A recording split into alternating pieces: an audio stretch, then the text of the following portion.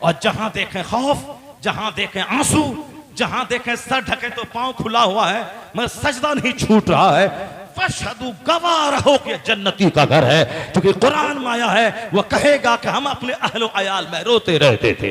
ए नाज़ो नहम की तमन्ना करने वाले, करबला से एक पैगाम मिल रहा है। हजरत इमाम हुसैन हैं, जब अमीर मुआविया का इंतकाल हुआ और यजीद खबीस मरदूद वो खिलाफत को गसब करके, बादशाहत को गसब करके उस गद्दी पे बैठ गया। सरकार दो जहां पर्दा फरमाए तो मुसलमानों ने अपने मशवरे से खलीफा चुना, सिद्दीक अकबर चुने गए। वह 2 साल चंद महीना खलीफा रहे। उनका जब इंतकाल हुआ मुसलमानों ने मशवरे से चुना हजरत उमर फारूक आजम को। वह 10 साल तक मुसलमानों के खलीफा रहे। उमर फारूक आजम जब शहीद हो गए तो फिर मुसलमानों ने मशवरे से हजरत उस्मान गनी को अपना खलीफा चुना। जब उस्मान गनी 12 साल चंद महीने तक खलीफा रहे, मुस्तफा की उस कुर्सी और उस इस्लाम की गद्दी को बचाते रहे, इस्लाम की तबलीग करते रहे, सरकार दो जहां की सज्जादगी और जानशीनी का हक अदा करते रहे। और जब वो शहीद हो गए अपने घर में तो मुसलमानों ने अपने से अपना खलीफा चुना। कई हजार मुसलमानों ने मौला अली को अपना खलीफा चुना। मौला अली जब शहीद हो गए तो मुसलमानों ने 40,000 मुसलमानों ने हजरत इमाम हसन को अपना खलीफा चुना। यानी ये लोग जो मुसलमानों ने चुना, जिसको मुसलमान चुने वो खलीफा राशिद है। सिद्दीक अकबर की खिलाफत खिलाफत राशिदा, हजरत उमर की खिलाफत खिलाफत राशिदा, उस्मान गनी की खिलाफत खिलाफत राशिदा, हजरत अली की खिलाफत खिलाफत राशिदा। राशिदा का मतलब वो खिलाफत जो कुरान हदीस पर बेस्ड हो, यानी वो गवर्नमेंट जो बेस्ड ऑन कुरान एंड सुन्ना हो, जो कुरान के मुताबिक और मुस्तफा की हदीस के मुताबिक चले, वो है खिलाफत राशिदा। हुजूर ने कहा था मेरे बाद 30 साल तक खिलाफत राशिदा रहेगी। यानी हजरत अली तक 29.5 साल 6 महीना हजरत इमाम हसन खलीफा रहे, मिला करके 30 साल कंप्लीट वो खिलाफत जिसको मुसलमानों ने चुना। अमीर मुआविया रज़ी अल्लाह ताला अन्हु को मुसलमानों ने चुना नहीं। अमीर मुआविया रज़ी अल्लाह ताला अन्हु सहाबी रसूल हैं, सहाबी रसूल हैं, मुसलमानों के मामू हैं, बख्शे बख्शाए हैं, वो जन्नती हैं। उनका बेटा फासिक फाजिर अहले बैत का कातिल हो गया तो बेटे की वजह से बाप को बुरा नहीं कहा जाएगा। नूह अलैहिस्सलाम रसूल हैं, उलुल अज़्म रसूल हैं, उनका बेटा काफिर का काफिर रहा, वो कुफ्र की हालत में मर गया। जब एक रसूल आज़म का बेटा काफिर का काफिर रहा, आप समझाते रहे नहीं माना, तो एक सहाबी का बेटा अगर फासिक हो गया, मरदूद हो गया, खबीस पलीद हो गया तो इसमें ताज्जुब की क्या बात है। मगर कुछ लोगों ने यजीद की वजह से सहाबी को गाली देना शुरू कर दिया, अमीर मुआविया को गाली देना शुरू किया। जो लोग किताब पढ़ेगा, तारीख पढ़ेगा सिर्फ, वो तो इसी तरह सहाबा को गाली दे के अहले बैत की मोहब्बत में जहन्नम जाएगा। और कुछ लोग सहाबा की इज्जत करता है और इमाम हुसैन को पाकी कह के वो जहन्नम जाता है। एक खारिजी जो अली के हजरत अली रज़ियल्लाहु तआला अन्हु के खिलाफ बगावत की, हसन करीमन के खिलाफ बगावत की। एक राफिजी जो अहले बैत की मोहब्बत में सिद्दीक अकबर, उमर फारूक, उस्मान गनी को गाली दी, अमीर मुआविया को गाली दी, तो राफिजी जहन्नमी, खारिजी जहन्नमी। अब कौन जन्नती होगा? मुस्तफा ने कहा मेरी अहले बैत कश्ती की मानिंद है, जो अहले बैत की मोहब्बत की कश्ती पे सवार हो। मेरे सहाबा सितारों की मानिंद है, कश्ती सितारों से रोशनी ली जाती है। अहले बैत की कश्ती पे जो सवार हुआ और सहाबा की मोहब्बत करते हुए सहाबा से रोशनी ली, उसी की कश्ती मंजिल मकसूद तक पहुंचेगी। इसी दोनों हदीस का तर्जमा बरेली के आला हजरत करते हुए कहते हैं अहले सुन्नत का है बेड़ा पार, असहाबे हुजूर नज्म है और नाव है इतरत रसूलुल्लाह की। अहले सुन्नत का है बेड़ा पार, यानी राफिजी जहन्नमी, खारिजी जहन्नमी। तो जन्नती है कौन? अहले सुन्नत व जमात, मसलके अहले सुन्नत, जिसका नाम आज मसलके आला हजरत है। इस पे जो चलेगा, सहाबा से भी प्यार है, अहले बैत से भी प्यार है, या दोनों प्यार हाथ में है, सीधा रास्ता जन्नतुल फिरदौस लेके चला जाएगा। मातमी जहन्नमी, सीना कोबी करने वाला जहन्नमी, और हुसैन की शान बयान करने वाला, सहाबा की तासीम बयान करने वाला, सहाबा से नूर लेने वाला, अहले बैत से जबरदस्त मोहब्बत करके उनकी जिंदगी से नूर लेने वाला, यही कामयाब है। यही है मसलक आला हजरत। जो सिर्फ फातिहा पढ़ेगा, नमाज नहीं पढ़ेगा और न बोलेगा नमाज पढ़ना जरूरी नहीं है, वो जाए जहन्नम। जो सिर्फ जुलूस मुहम्मदी में जुलूस में डीजे निकालेगा और हाथ में झंडा लेगा, घर में झंडा लगाएगा, नमाज नहीं पढ़ेगा, बोलेगा नहीं ये जुलूस जन्नत लेके चला जाएगा, वो भी जहन्नमी। जो गौसे आजम का खिचड़ा खाएगा और बोलेगा नमाज जरूरी नहीं है, वो भी जहन्नम का रास्ता चुना है। और जो बोलेगा अजमेर जाओ जन्नत पक्की, वो भी जहन्नम का रास्ता चुना है। क्योंकि नमाज फर्ज आजम है, नमाज छोड़ना गुनाह आजम है। आला हजरत लिखते हैं कोई नफल कबूल नहीं होता, नफल मुअल्लक रहता है जब तक कि फर्ज ना अदा करे। नमाज पढ़ना फर्ज है, फातिहा दिलाना नफल है, और नफल मुअल्लक रहता है जब तक कि फर्ज ना अदा हो। ज़कात का 1 लाख फर्ज है, 1 करोड़ की मस्जिद बनाना ये नफल है, और जब तक फर्ज ना अदा हो नफल मुअल्लक रहता है। अपना रोजा रखना फर्ज है, 1 लाख आदमी को इफ्तार कराना नफल है, यह नफल लटका हुआ रहेगा जब तक अपना फर्ज न अदा करे। अपना हज करना फर्ज है, 10 आदमी को हज करवाना नफल है, यह 10 आदमी का हज करवाने वाली नेकी लटकी हुई रहेगी, कबूल ना होगी जब तक कि अपना फर्ज न अदा करे। तो और लंगर कोई खिलाता है और ज़कात नहीं निकाला, ये 1 करोड़ आदमी को लंगर खिला दे, ये नफल है। और कोई नफल कबूल नहीं होता जब तक कि फर्ज न अदा करे। तो फातिहा मिलाद नफल है, नमाज पढ़ना फर्ज आजम है। क़यामत के दिन सबसे पहले सवाल नमाज का होगा। हज सब पर फर्ज नहीं है, जिसके पास माल है, नमाज सब पर फर्ज है। हर अकील बालिग मर्द औरत, शहरी देहाती, जवान बूढ़े सब पर फर्ज है। मगर हज सब पर फर्ज नहीं है, ज़कात सब पर फर्ज नहीं है। फर्ज है उस पर जिसके पास माल हो, जो हज को जा सकता हो। नमाज फर्ज आजम, नमाज छोड़ना गुनाह आजम। और वो वहाबी नजदी जो मुस्तफ़ा को गाली देता है, मुस्तफ़ा के सहाबा की तौहीन करता है, हुजूर के लिए इल्म गैब साबित नहीं करता है, हुजूर के इल्म गैब की तौहीन करता है, वह बोलता है नमाज पढ़ो नमाज जन्नत ले जाएगी। ये क्या फातिहा करता है, ये क्या मिलाद करता है, ये क्या दरगाहों पे जाता है, ये हराम है। मिलाद पढ़, नमाज पढ़, नमाज जन्नत ले जाएगी। नबी की तौहीन करने वाला वो तो ईमान से हाथ धो बैठा, वो क्या जन्नत जाएगा। तो जो बोले सिर्फ नमाज पढ़ फातिहा हराम है, वो भी जहन्नम का रास्ता चुना है। आज जो ये बिदअती, ये हरा कपड़ा पहनने वाला, ये 10 अंगूठी पहनने वाला, ये मुहर्रम में नाचने कूदने वाला, अगर ये बोलता हम हुसैनी है, नमाज की वकालत नहीं करता नहीं पढ़ता, ये भी जहन्नम का रास्ता चुना है। तो बीच का रास्ता है मसलके आला हजरत के नमाज भी होगी, नियाज भी होगी, नमाज भी होगी, जुलूस मुहम्मद भी होगी, और फर्ज भी अदा होगा, नफल भी अदा होगा। यह सीधा रास्ता जन्नतुल फिरदौस चला जाएगा। यही है मसलक आला हजरत। इससे हट के जो भी है, जो इमाम हुसैन को बागी कहता है, वो भी जहन्नमी। जो अमीर मुआविया को गाली देता है, वह भी जहन्नमी। अहले सुन्नत का है बेड़ा पार, असहाबे हुजूर नज्म है और नाव है इतरत रसूलुल्लाह की। कभी किसी सुन्नी से नहीं सुना होगा अमीर मुआविया के खिलाफ, उस्मान गनी के खिलाफ, हजरत उमर के खिलाफ, अबू बकर रज़ी अल्लाह तआला अन्हु के खिलाफ नहीं सुना होगा। कभी नहीं सुन्नी से नहीं सुना होगा मौला अली के खिलाफ, इमाम हसन के खिलाफ, इमाम हुसैन के खिलाफ। ये जो नया नया मौलाई जो सामने आया है, ये पाकिस्तान का गुलाम बनने वाला, वही तो मैंने कहा था। आला हजरत इंडिया में है, गरीब नवाज इंडिया में है, बख्तियार काकी इंडिया में है, साबिर पाक इंडिया में है, मखदूम बिहारी इंडिया में है। ये सारे बुजुर्ग जब इंडिया में है तो पाकिस्तान के उन भी रजा इंजीनियर की तरफ क्यों देख रहा है? रजा इंडिया में, मुफ्ती आजम हिंद इंडिया में, ताजुल शरिया इंडिया में, और अभी मुहद्दिसे कबीर इंडिया में, कायदे अहले सुन्नत अल्लामा अज़द रज़ा खान इंडिया में, जामियतुर रज़ा इंडिया में। तो पाकिस्तान क्यों मुंह देखता है किसी इंजीनियर को, किसी डॉक्टर को, किसी प्रोफेसर को? बरेली तेरा मरकज कल भी था, आज भी है, क़यामत तक मरकज़े इश्क रहेगा। उस मरकज से जुड़ा रहा, मसलके आला हजरत का दामन मजबूती से थामे रहा, यहां भी सुरखरू रहेगा, दूसरों की मोहताजी से बचेगा। अगर मसलक का दामन मजबूती से थामा, यही मसलक तुझे जन्नतुल फिरदौस भी लेके चला जाएगा।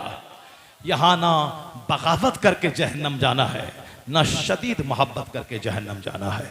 हजरत इमाम हसन रदी अल्लाह तआला अन्हु, बातें फिर लंबी हो जाएंगी, कि हमारा बाप या आपका बाप जिंदा है, ठीक है, अगरचे मेरे वालिद का इंतकाल हो गया है, एक मिसाल दे रहे हैं, आपके वालिद जिंदा हैं, आपके वालिद जिंदा हैं तो क्या अपने वालिद का आप तीजा करते हैं?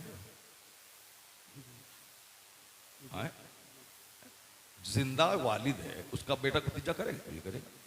उसका 10वां कोई करेगा? कोई नहीं करेगा। 40वां कोई करेगा? नहीं।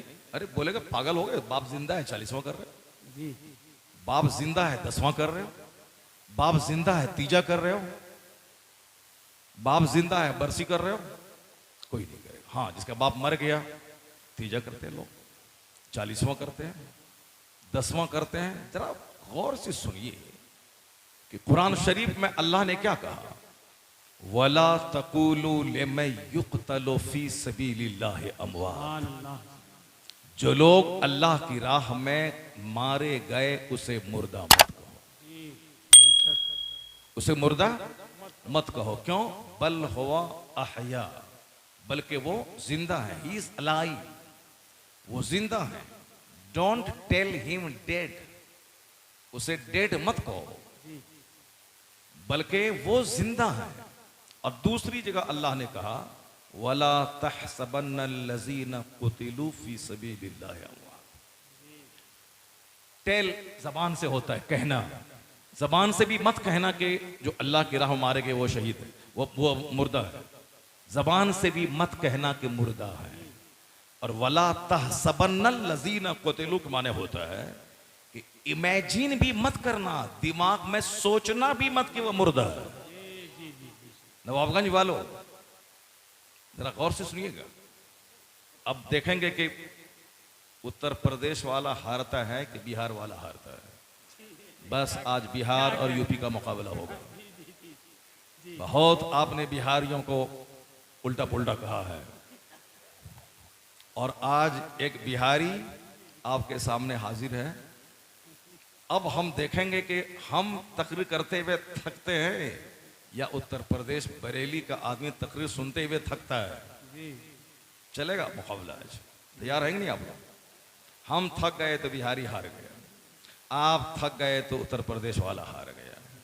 मगर उत्तर प्रदेश वाला कभी नहीं हारता। हमारे बिहार में आला हजरत नहीं है, तुम्हारे उत्तर प्रदेश में आला हजरत है। वाह वाह वाह वाह, माशाअल्लाह, क्या बात। हमारे बिहार की सड़क सोने की बन जाए, हमारे बिहार की सड़क में 100 मंजिला मकान हो जाए, हमारे बिहार का सारे लोग फॉर्च्यूनर खरीद ले, फिर भी मुकाबला नहीं हो पाएगा, क्योंकि वहां सोने का मकान है, आला हजरत नहीं है। नवाबगंज के लोग गरीब रहें, ठेला चलाएं, प्याज बेचें, मूंगफली बेचें, सब्जी बेचें, कुछ भी करें, मगर ये बरेली शरीफ के रहने वाले। सुभान अल्लाह, क्या बात है, क्या बात है।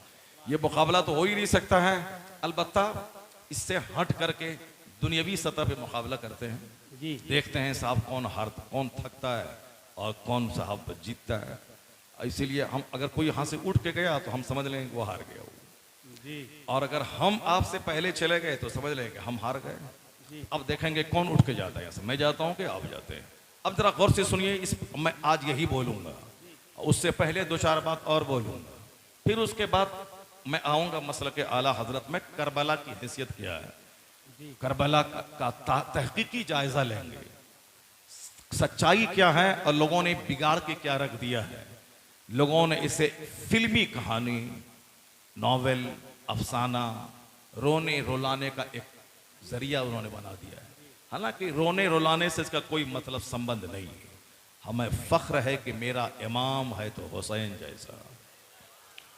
दूसरे लोग तलवार देख के रोते हैं, जिंदगी की भीख मांगते हैं, बातिल को देखकर घिघियाते हैं, मगर मेरा इमाम 22,000 तलवार के सामने न झुका, न उनका माना, न लाशों के अंबार पे रोया, हक बोलता रहा, सब कुछ लुटा दिया, इस्लाम बचा। वाह वाह वाह, बेशक। इमाम की कहानी बहादुरी की कहानी जी, इमाम की कहानी ब्रेवरी की कहानी, इमाम की कहानी स्टेबिलिटी की कहानी, इमाम की कहानी रियलिटी की कहानी, इमाम की कहानी ट्रूथ की कहानी है। इमाम की कहानी रोने की नहीं, इमाम की शहादत पे नाज करने की कहानी। अब बताइए कि कैसी कहानी है और लोगों ने कैसा बना दिया। लोगों ने उसको हाय, मातम, मरसिया, साहब रोने धोने, चूड़ी तोड़ने, काला कपड़ा पहनने, यही इस्लाम सिखाता है। अब जरा मैं एक बात बोलता हूं, फिर उसके बाद तमहीद के तौर पर 2-4 बातें मैं करूंगा आपसे, फिर तकरीर पे मैं आऊंगा। अब वो तकरीर चाहे 1 घंटे की हो, 2 घंटे की, जितनी हो, लेकिन पहले इसी पॉइंट को आपको मैं समझा देता हूं, उसके बाद फिर मैं तमहीद पे आऊंगा। ये दीनी मजलिस जन्नती महफिल है। बुखारी और मुस्लिम की हदीस में आया है कि जहां अल्लाह का जिक्र होता है उस महफिल को चारों तरफ से फरिश्ते घेर लेते हैं। बुखारी शरीफ जो कुरान के बाद सबसे बड़ी किताब है, उस किताब में आया है कि जहां चंद लोग बैठकर अल्लाह का जिक्र करते हैं, वो मजलिस को चारों तरफ से उस मजलिस को फरिश्ते घेर लेते हैं। एक लंबी हदीस है, आखिरी का जुमला उसका है कि अल्लाह ताला फरिश्ते से कहता है कि फरिश्तों फशहदू, गवाह रहो कि जो लोग मेरी याद, मेरे जिक्र के लिए आए थे, मैंने सबको बख्श दिया। क़यामत के दिन न बीवी काम आएगी, न बच्चे काम आएंगे, न समाज के दोस्त काम आएंगे, कोई काम नहीं आएगा। वहां सिर्फ मुस्तफ़ा की शफाअत काम आएगी। अब उस संकट की घड़ी में नेकी, एक नेकी को लोग तरसेंगे, एक बहाना चाहिए बख्शिश के लिए। अब वहां पे मुमकिन है कि आज जिस जलसे में बैठे हुए हैं, हो सकता है कि यह जलसा संकट की घड़ी में आपके काम आ जाए, यहां बैठना आपके काम आ जाए। मैं इसीलिए कहता हूं कि आजकल चूंकि हर आदमी के दिमाग में कीड़ा काट रहा है। हज करने के लिए गया, 5 लाख रुपए लेकर के वहां जाके मोबाइल से बात कर रहा है, खाने काबा के सामने सेल्फी लेकर के उसको व्हाट्सएप पे डाल रहा है। बताइए, 5 लाख रुपए खर्च करके हज करने गया है ताकि मेरे करोड़ों गुनाह माफ हो जाएं, जो हज हम पर फर्ज है वह मेरा फर्ज अदा हो जाए। अब वहां हालत एहराम में काबा के पास खड़े होके वहां फोटो लेके अपने घर वालों को शेयर कर रहा है। वहां एक नेकी 1 लाख के बराबर है, तो एक गुनाह भी 1 लाख के बराबर है। सही बात, सही। ये बताइए कि वो डेली एक सेल्फी लेता है 40 दिन में, अगर 20 सेल्फी लिया तो 20 लाख गुनाह किया उसने।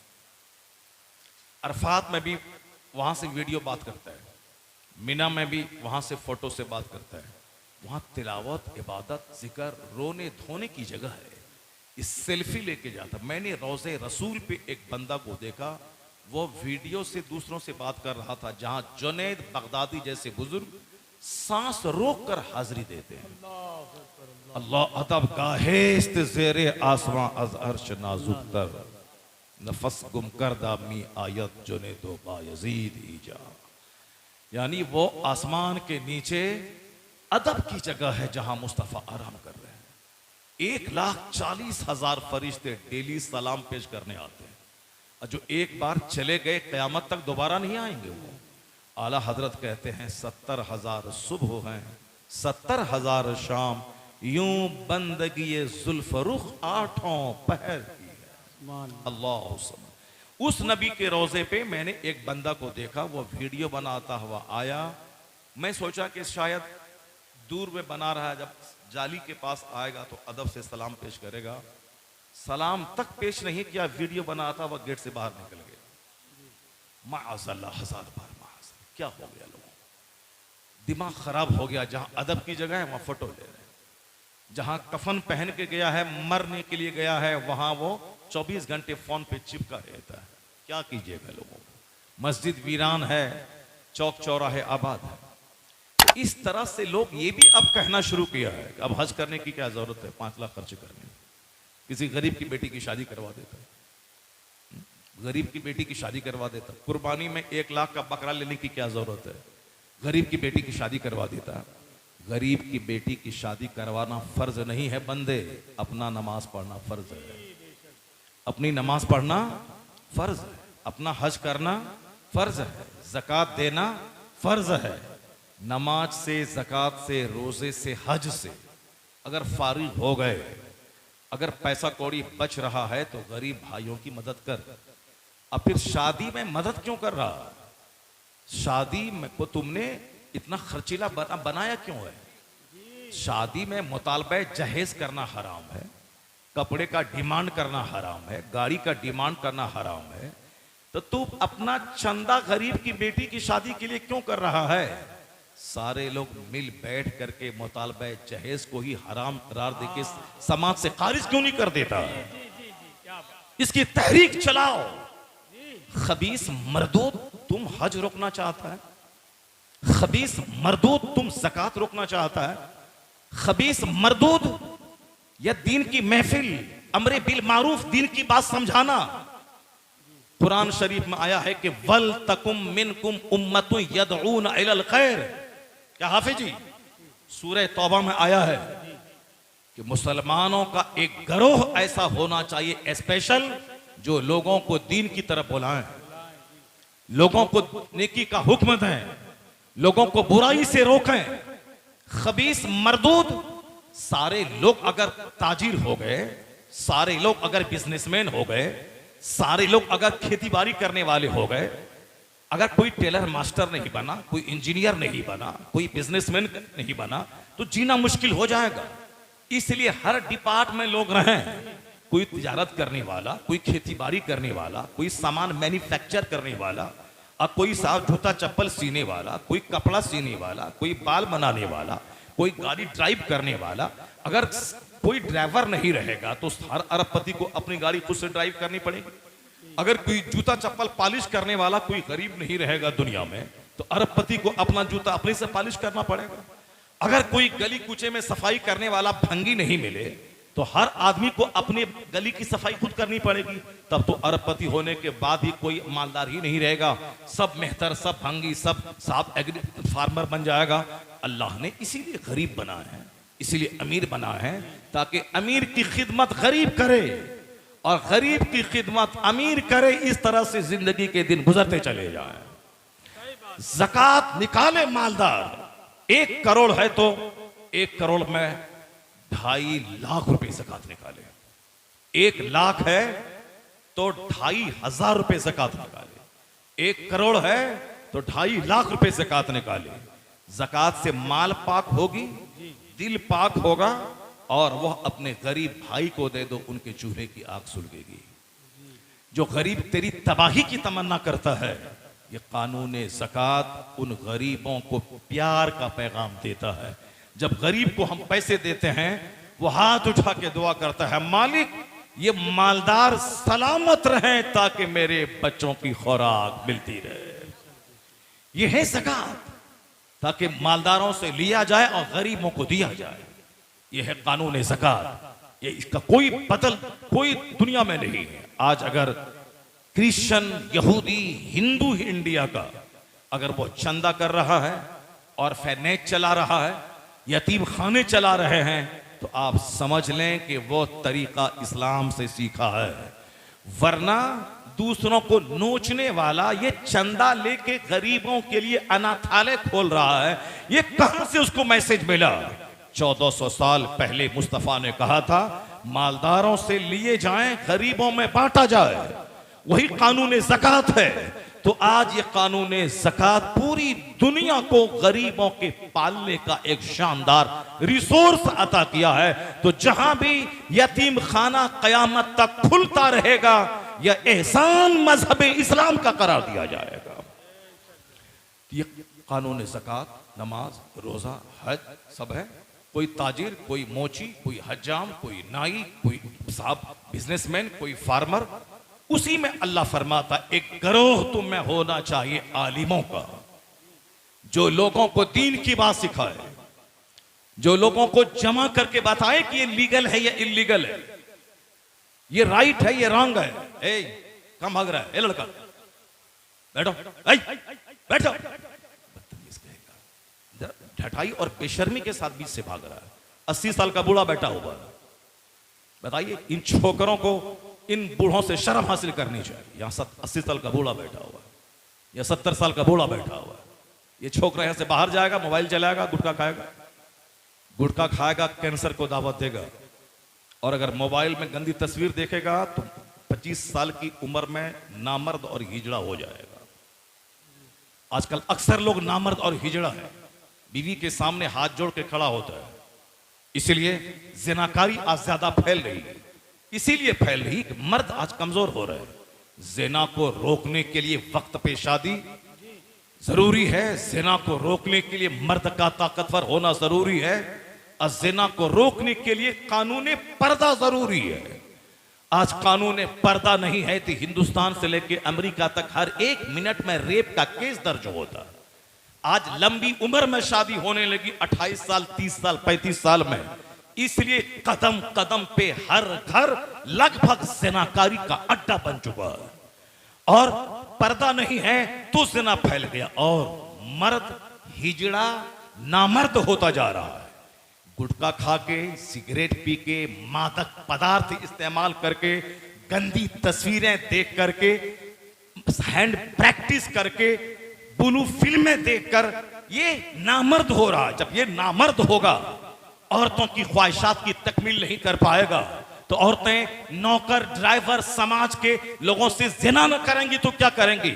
इसलिए जिना को रोकने के लिए गुटखा छोड़ना होगा, सिगरेट छोड़ना होगा, शराब छोड़ना होगा, नशीला पदार्थ छोड़ना होगा। जिना को रोकने के लिए औरतों पे मोटी चादर डालकर आला हजरत के फतवे की रोशनी में उसको अपने घर की 4 दीवारी में रखना होगा। उसके हाथ में 100 साल पहले कलम ना देने का आदेश आला हजरत ने दिया, और आज आला हजरत के जमाने में अगर मोबाइल होता तो आला हजरत यही कहते, न कलम दो, न उसके हाथ में मोबाइल दो, न छत पे जाने दो। चूंकि अजनबी मर्दों पे जब नजर पड़ेगी तो जिना का वसवसा पैदा होगा, और शादी ब्याह में डीजे बाजा गाना जहां रहेगा, म्यूजिक की आवाज से बदन में हरकत पैदा होती है। गरम खजा, गरम माहौल जिना को दावत देता है। इसलिए अगर जिना को रोकना है, सारी दुनिया के लिए आम पैगाम है, ये 3 काम करना होगा। नशीले मादक पदार्थ से जवानों को बचाना होगा, और 18 से लेके 25 साल की उम्र में ही, चाहे बच्चा पढ़ रहा हो, चाहे नौकरी मिले ना मिले, जो रिक्शा चलाने वाला वो 5 बच्चे का बाप है, शादी किया है, अल्लाह उसको रोजी दे रहा है, तो फिर जो जवान काम करेगा उसको रोजी कौन ही देगा? अल्लाह कहता है, ला तक़तुलू औलादकुम खश्यता इमलाक, गरीबी के डर से बच्चों को कत्ल मत कर, हम तुम्हें भी रोजी देते हैं, तेरे बच्चों को भी रोजी देंगे। आज से 100 साल पहले की आबादी कम थी तो रोजी के वसाइल कम थे, और आज आबादी दुनिया की 1200 करोड़ हो गई है। तो 100 साल पहले आबादी कम थी, लोग चावल खाने के लिए तरसते थे, लेकिन आज 1200 करोड़ की आबादी है और चावल घर में सड़ रहा है। पता चला दुनिया को न मोदी चलाता है, न जो बाइडन चलाता है, न योगी चलाता है, न नीतीश चलाता है, न कोई हाकिम चलाता है। अगर कोई बोलता है हम दो हमारे दो, उसके मुंह पे थूक दिया जाएगा और कहा जाएगा सारी दुनिया को मेरा खुदा चलाता है। इसलिए बच्चा नहीं रोका जाएगा। अल्लाह रोजी देने वाला है, एक रहे तो भी रोजी देगा, 100 रहे तो भी रोजी देगा।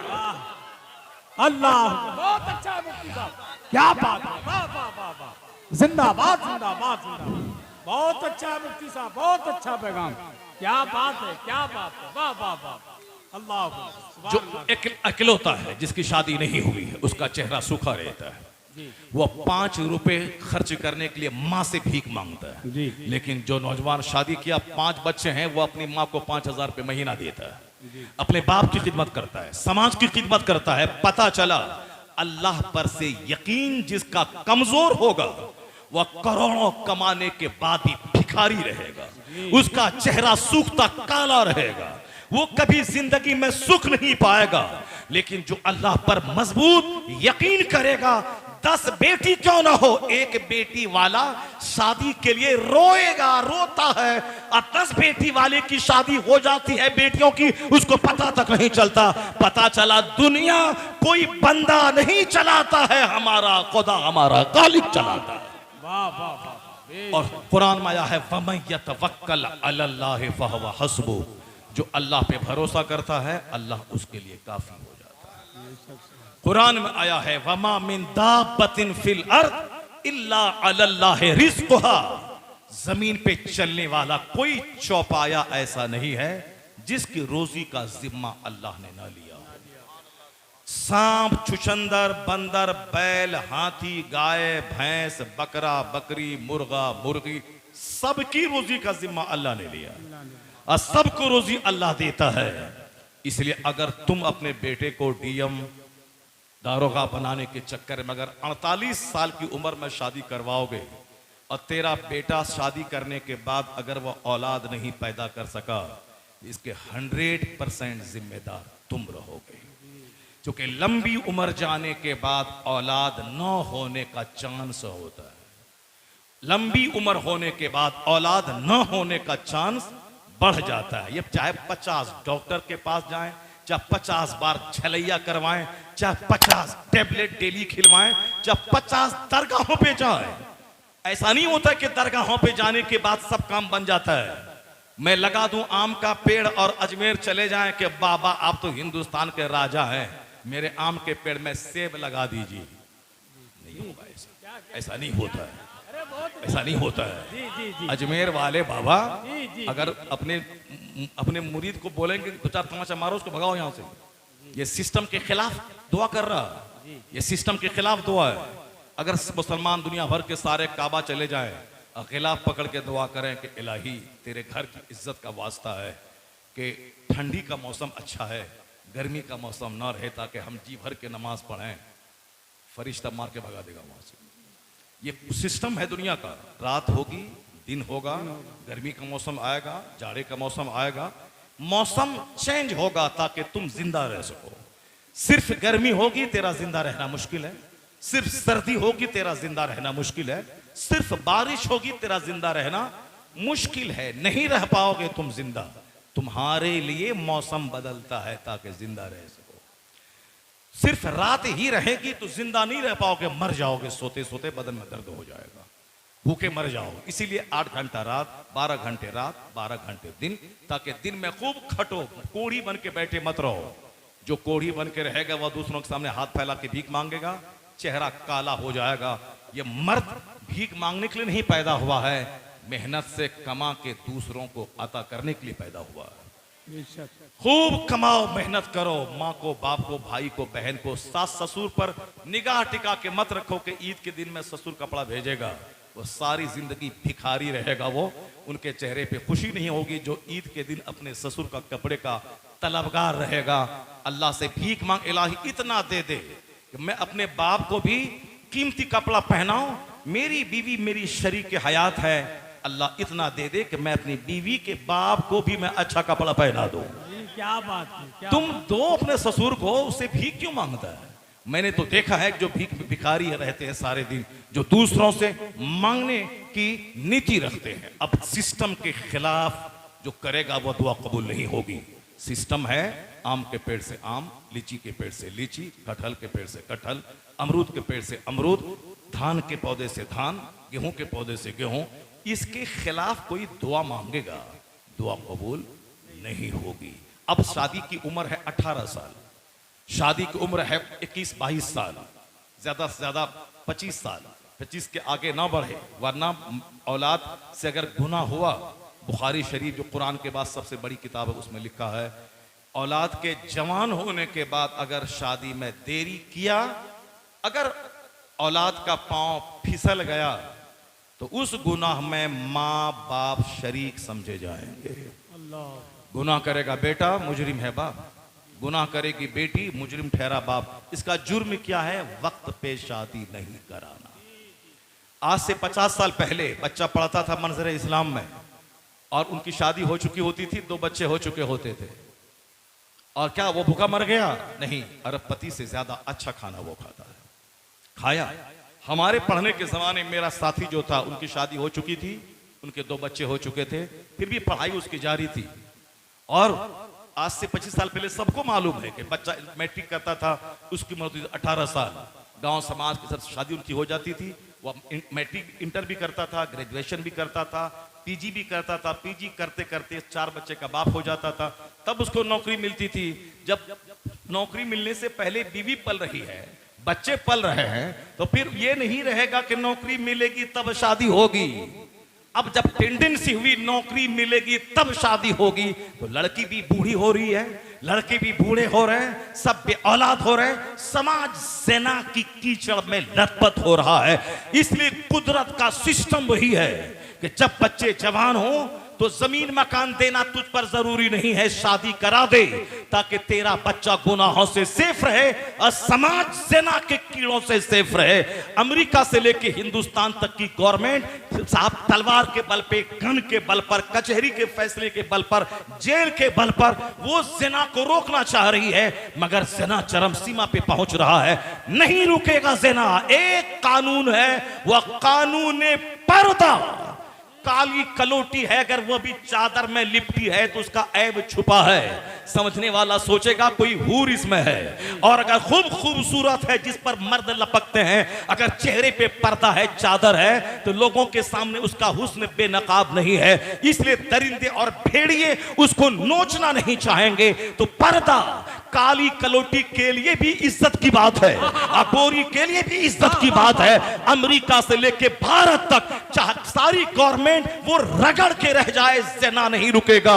अगर एक कानून है मुस्तफा का, कानून पर्दा नाफिज हो जाए, ज़िना रुक जाएगा, बलात्कार से दुनिया पाक हो जाएगी। बेशक हक है, इसके अलावा कोई रास्ता नहीं है।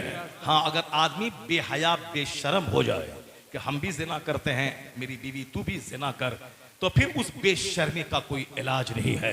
लेकिन हया जब तक बाकी है तो ज़िना की वजह से आसमान से बारिश रुकती है, ज़िना की वजह से मर्द बुज़दिल होते हैं, जालिम हाकिम मुसल्लत होता है, ज़िना की वजह से अल्लाह का अजाब नाज़िल होता है। आपने नहीं सुना कुरान शरीफ में आया है कि मूसा अलैहिस्सलाम 6 लाख फौज लेके चले। ये बात मुसलमान से मैं कह रहा हूं, बाकी वो बातें मुसलमान काफिर सब के लिए मैंने जनरल एक बातें की हैं। जो लोग कहते हैं कि साहब रेप बढ़ रहा है, उसके बढ़ाने की जिम्मेदार तुम हो। जवान लड़की टी शर्ट और साहब जींस पहन करके एक टेबल पे बैठ के पढ़े कोचिंग सेंटर में, और उसी के बाजू में एक लड़का जवान 18 साल का 25 साल का वो भी पढ़े, और वहां कोई न पर्दा है, न अल्लाह का डर है, न समाज से हया शर्म है। वो पढ़ने के नशे में दोनों अप टू डेट मॉडर्न है। ये बता दे उन दोनों को दस्त दराजी से कौन रोकेगा, छेड़खानी से कौन रोकेगा। इसलिए इस्लाम ने कानून पर्दा दिया ताकि ज़िना रुक जाए और तुम्हारे बच्चे हलाली पैदा हों। और जब समाज में बच्चे नाजायज औलाद की तादाद में जब समाज में इजाफा होगा, न माँ का अदब रहेगा, न बाप का अदब रहेगा, न आलिम का अदब रहेगा, न मस्जिद का अदब रहेगा, न खानका का अदब रहेगा। इसलिए जब अदब लुट जाए, समझ लेना नाजायज बच्चों की तादाद में इजाफा हो गया है। इमाम आजम के सामने 2 बच्चे गेंद खेल रहे थे, गेंद इधर आया, एक बच्चा ढठाई से इमाम के सामने आ गया, 2 बच्चे भाग गए कि नहीं इमाम के सामने कैसे जाऊं। एक बच्चा ढठाई से आया, गेंद लिया, चला गया। इमाम ने कहा लगता है कि इसकी बुनियाद में खता है, लगता है, एक चांस बताया, ऐसा हो सकता है क्योंकि जहां डिसिप्लिन ना हो वहां एक फैक्टर ये भी काम करता है कि उसके उस बुनियाद में गलती हो। आज औरत और मर्द आपस में लड़ते हैं, दोनों मियाँ बीवी, और उस लड़ाई में कुफ्र बक जाते हैं, पता नहीं चलता है। कुफ्र बका, ईमान गया, निकाह टूटा। बहुत सारे लोग गुस्से में तलाक दिया, अब मुफ्ती साहब के पास जाने के डर से कि वो हलाला करवाएगा, इसीलिए दोनों आपस में कंप्रोमाइज करके रह गया। चलो समाज वाले को पता नहीं चला, अल्लाह तो देख रहा है, निकाह इसका टूट गया। जितने बच्चे पैदा होंगे सब के सब नाजायज पैदा होंगे। इस तरह केस बढ़ रहा है समाज में। तलाक के बाद भी लोग बीवी को रख रहे हैं। अब जितने बच्चे पैदा होंगे सब वलदुल हराम, वलदुल ज़िना, नाजायज।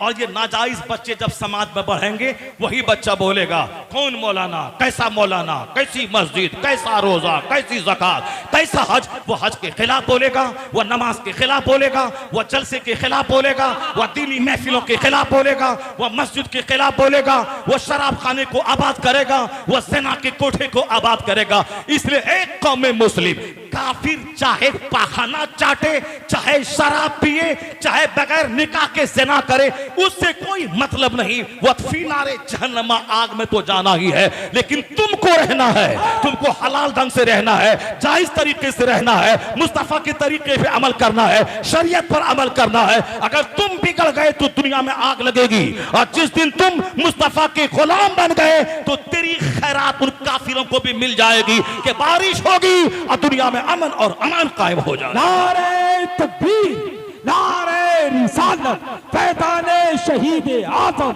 मसलके आला हज़रत हुसैनी कमेटी। वाह वाह वाह, क्या इसलिए एक कौम मुस्लिम वाह। तुम्हें कुरान पढ़ना है, तुम्हें दुनिया वालों के लिए अमन का एक पैगाम बन जाना है, तुम्हें दुनिया वालों को बताना है कि हुसैन क्या है, तुम्हें बताना है कि हसन क्या है, तुम्हें बताना है कि मुस्तफ़ा के घर वालों ने दुनिया को क्या दिया है, तुम्हें बताना है कि मजहब इस्लाम किस तरह सारी दुनिया और ह्यूमैनिटी के लिए किस तरह बेनिफैक्टर बन के आई है, मोहसिन बन के इस्लाम आया है। सबको बताना होगा। अगर आप ही नंगे हो गए, आप ही गंदे हो गए, आपका समाज गंदा हो गया, इनडिसिप्लिन हो गया, फिर तो दुनिया में कुछ बाकी नहीं रहेगा। काफिरों की वजह से कोरोना नहीं आता है, क्योंकि उसके लिए तो आग ही आग, दुनिया में भी आग है, मरने के बाद भी आग ही है।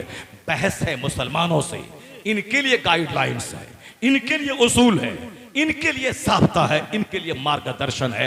आज कोई उधर खड़ा है, कोई उधर खड़ा है, कोई मस्जिद के खिलाफ बोल रहा है, कोई जलसा के खिलाफ बोल रहा है, जो मन में आ रहा सब बोल रहा है। ये फटीचर क्लास का आदमी जो जिस पर नमाज फर्ज हुई थी 15 साल में, जो अभी 30 साल उम्र हो गई नमाज शुरू नहीं किया है, पहले तन्हाई में बैठ के अपने अमाल का जायजा ले। एक वक्त की नमाज छोड़ना हराम और गुनाह कबीरा है। जैसे जिना करना हराम, शराब पीना हराम, जिना करना हराम, उसी तरह से नमाज पंजगाना छोड़ना हराम है। उस जिना से बड़ा जुर्म है नमाज छोड़ना। अगर कोई 10 साल जिना किया, सच्ची तौबा कर ली, खूब रोया धोया, फिर दोबारा आंख उठा के किसी को नहीं देखा, बल्कि जिना से बचता रहा, तो अल्लाह ताला माफ कर देगा। क्योंकि अत्ताइब मिन ज़ंब कमल्ला संबला, हदीस में आया है, गुनाहों से सच्ची तौबा करने वाला ऐसा है जैसे गुनाह ही नहीं किया है। लेकिन अगर नमाज फर्ज हुई 15 साल में और नमाज शुरू किया 30 साल में, 50 साल में, तो तुझ पर ये 15 साल की नमाज कज़ा है। 50 उम्रा, 50 हज करने के बाद भी ये 15 साल की नमाज जिम्मे से साकित नहीं होगी, इसे पढ़ना ही पड़ेगा बतौर कज़ा। इस माना कर बता दें कि नमाज छोड़ना कितना बड़ा जुर्म है। नमाजें छोड़ रहा, एक बार झूठ बोलना हराम गुनाह कबीरा है, सूद खाना हराम गुनाह कबीरा है। जैसे कोई अपनी मां से जिना करे, वैसे ही सूद खाना है। सूद खाना ऐसा है जैसे सूद के गुनाह के 70 दर्जे हैं, और उसका अदना दर्जा है अयन कहर राजोला उम्मा।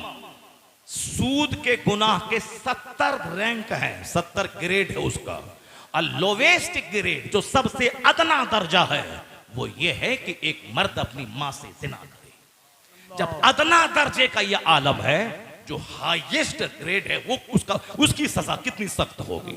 यहां धड़ल्ले से मकान, गाड़ी, छकड़ा के लिए यहां साहब ग्रुप में सूद का कारोबार चल रहा है, औरतें सूद का कारोबार कर रही है, सूद का कारोबार चल रहा है। किस्त लेने के लिए साहब ये छोकरे आते हैं, उनसे बेपर्दगी से बातें हो रही।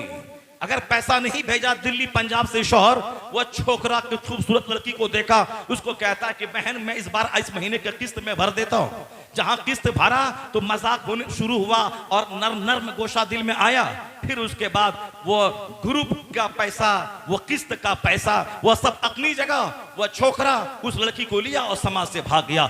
आए दिन इस तरह के केसेस पूरे हिंदुस्तान में आ रहे हैं। इसलिए किराए के घर में रहना गवारा कर ले, मिट्टी के घर में रहना गवारा कर ले। यही पैगाम इमाम हुसैन दे रहे हैं कि मैं अपने के शरीयत की हद में रहना, मिट्टी के घर में रहना, दुनिया को तलाक दे देना मगर ईमान बचाना, जान दे देने मगर ईमान का सौदा मत करना।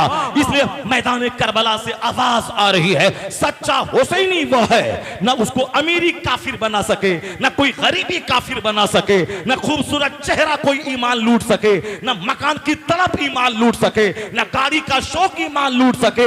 ये सारी दुनियावी चीजें एक तरफ रहे, अगर ईमान है वह समझ ले कि मुझसे बड़ा धनवान दुनिया में कोई नहीं है। नारे तकबीर, नारे रिसालत, पैगाम शहीद यही पैगाम इमाम हुसैन का। मैं बताऊंगा आगे इमाम हुसैन ने कब किस मौके से क्या कहा, उनकी जिंदगी से क्या मैसेज मिलता है।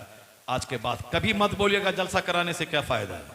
वल तकुम मिनकुम उम्मतुन यदऊना इलल खैर, आया है कुरान में कि एक गिरोह तुम्हारा ऐसा रहे जो सारी मसरूफियत से कटकर लोगों को अमरे बिल मारूफ करने के लिए वो बताता रहे कि हराम है, ये हलाल है, ये जायज है, ये नाजायज है, ये लीगल है, ये इलीगल है, ये गुड है, ये बैड है, ये मुफीद है, ये मुज़िर है। एक बंदा नमाज ना पढ़े, जुमा का खुतबा कयामत तक होता रहेगा। एक बंदा मस्जिद में नमाज पढ़ने ना आए, अजान कयामत तक होती रहेगी। इसलिए चाहे बंदा संभले ना संभले, खिताब होता रहेगा, दीन की बातें होती रहेंगी। यह जलसा उसी अमरे मारूफ का एक माध्यम है। मदरसे में जो 10 साल किताबें पढ़ी जाती हैं, उसी को 2 घंटे में पब्लिक के सामने कुरान हदीस का फरमान बताया जाता है। वाह वाह वाह वाह, क्या बात। तुम टाका देखता है मौली साहब का कि मौलाना साहब आए 25,000 लेके चले गए, इसीलिए हसद में और जलन में जलसे को रोकने की बात कर रहा है खबीस मरदूद। तुम नहीं देखता कि तुम्हारे यहाँ शादी भी डीजे बजाने वाला आया 50,000 लेके चला गया, वह तो हराम रास्ते में खर्च किया।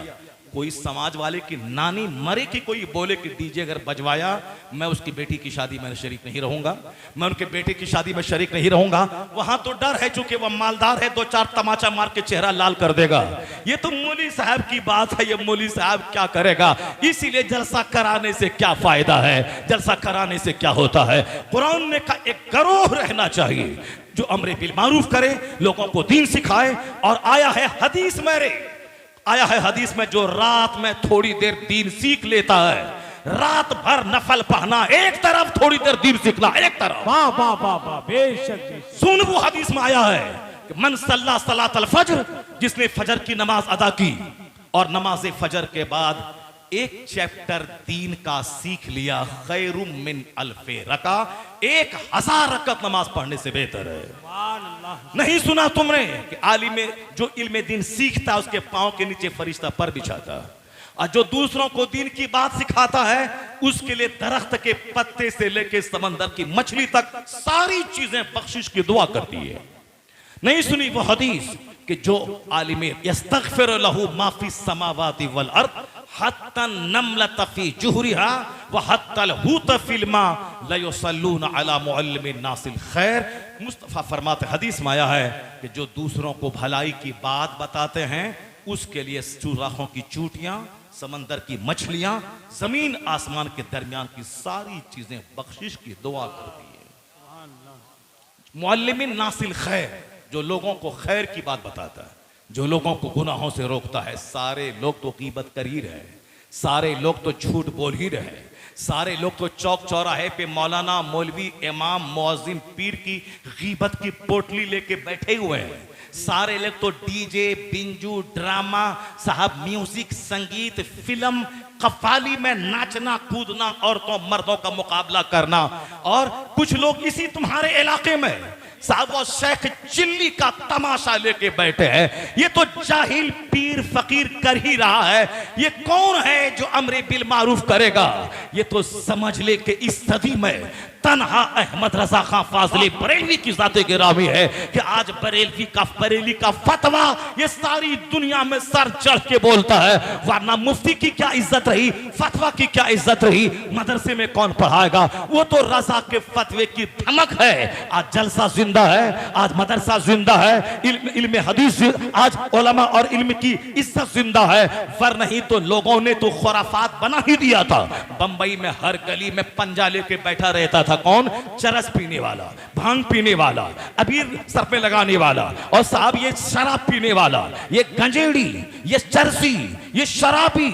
और लोग वो सर झुमाता था, कहता था इस पर हुसैन की सवारी आ गई है। सोचता हूं हुसैन गौसे पाक के सर पे नहीं आए, हुसैन गरीब नवाज के सर पे नहीं आए, हुसैन आला हजरत के सर पे नहीं आए, हुसैन महबूब इलाही के सर पे नहीं आए, हुसैन तादु शरिया के सर पे नहीं आए। क्या हुसैन जैसे शहीद आजम को वह गंजेड़ी मिला था, वह चरसी मिला था, वह जोकर मिला था, वह खबीस मिला था, वह मरदूद मिला था, वह पापी मिला था, वह साहब पाखाना करने का जिसको ढंग नहीं मालूम हो, वो चरसी पर हुसैन की सवारी आएगी? आई? यह झूठा से झूठ बोलता था और औरतों को बेवकूफ बनाता था। औरतें कमजोर होती हैं, बच्चे कमजोर होते हैं। जहां ढोल बजा बच्चे जमा हो गए, जहां पंजा हाथ झूमा औरतें जमा हो गई। हुसैन मुझको बेटा दे दीजिए, हुसैन मुझको दामाद दे दीजिए, हुसैन मेरा बेटा बीमार है उसको शफा दे दीजिए। ये चरसी के पास मेरी औरतें वो बेटा मांगने जा रही है, क्योंकि वो जानती हैं कि इस पर हुसैन की सवारी आ गई है। ये कमजोर है, मां चली चली गई। औरतें कमजोर होती हैं, इसीलिए मर्द रहते हैं घर में, और हिंदुओं की औरतें रहती हैं मां नारियल लेकर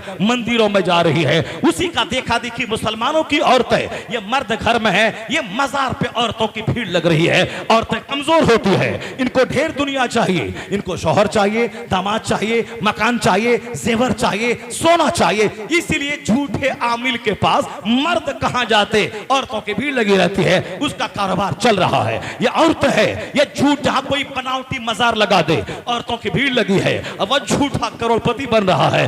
दरगाहों पे औरतों का जाना यह लानत का जरिया है। आला हजरत ने कहा 100 साल पहले जब औरतें दरगाहों के इरादे से निकलती हैं, उस पर हर कदम पे लानत बरसती है। जहां लानत होगी रहमत का बरसेगी। क्योंकि ये कमजोर है, ये मौलाना की बात नहीं मानती है, इनको बेटा चाहिए, इसलिए अल्लाह से नहीं मांगेगी घर में, ये अब मजार पे जाएगी, बोलेगी बाबा बेटा दे दीजिए, बेटी दे दीजिए। यही काम बंबई की औरतें आज भी करती हैं, चंद जगहों पे आज भी है।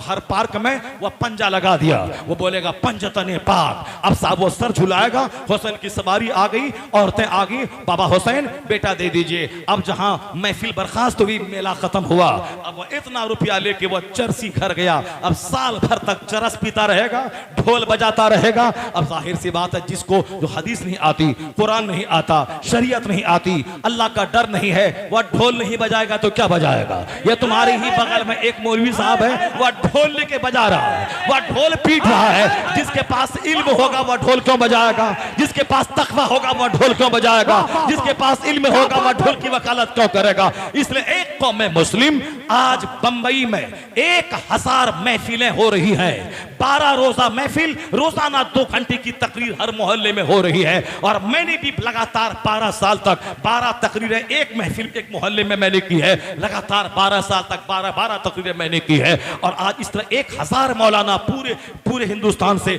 बंबई जा रहे हैं, वहां तकरीरें हो रही है। ये पंजाब वाले को तोड़ मरोड़ के रख दिया गया, और ये जाहिल जो चरसी, उसकी दुनिया खराब कर दी गई। अब वहां तकरीर हो रही है, अब वहां वाज हो रहा है, वहां सबील लगाई जा रही है, वहां इमाम अली मकाम की शान में जिक्र शहादत की महफिलें मुनक़िद हो रही है। अब ये हो रहा है, वो चरसियों का दौर अब खत्म हो गया।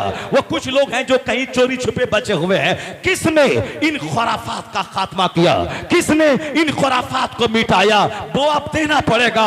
एक अहमद रजा खां की जात है, जिसने कहा था वो रजा के नेज़े की मार है कि अदू के सीने में गार है, किसे चारा जोई का वार है, ये वार वार से पार है। उधर तकबीर, नारे रिसालत, फैज़ाने शहीद आदम, मसलके आला हजरत, तालीमाते आला हजरत, इश्क मोहब्बत, इश्क मोहब्बत।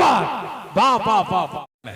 आया है कि ये यहूदी कहते हैं कि नसरानी कुछ नहीं है, नसरानी 0/0 है। गौर से सुनिए सारे लोग, क्या कहते हैं यहूदी? अल्लाह कहता है ये यहूदी कहते हैं नसरानी कुछ नहीं है।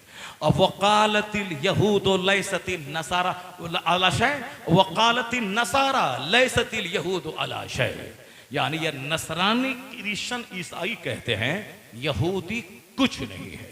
या यहूदी कहते हैं नसरानी काफिर है या 0/0 है, और नसरानी कहते हैं यहूदी काफिर है या 0/0 है।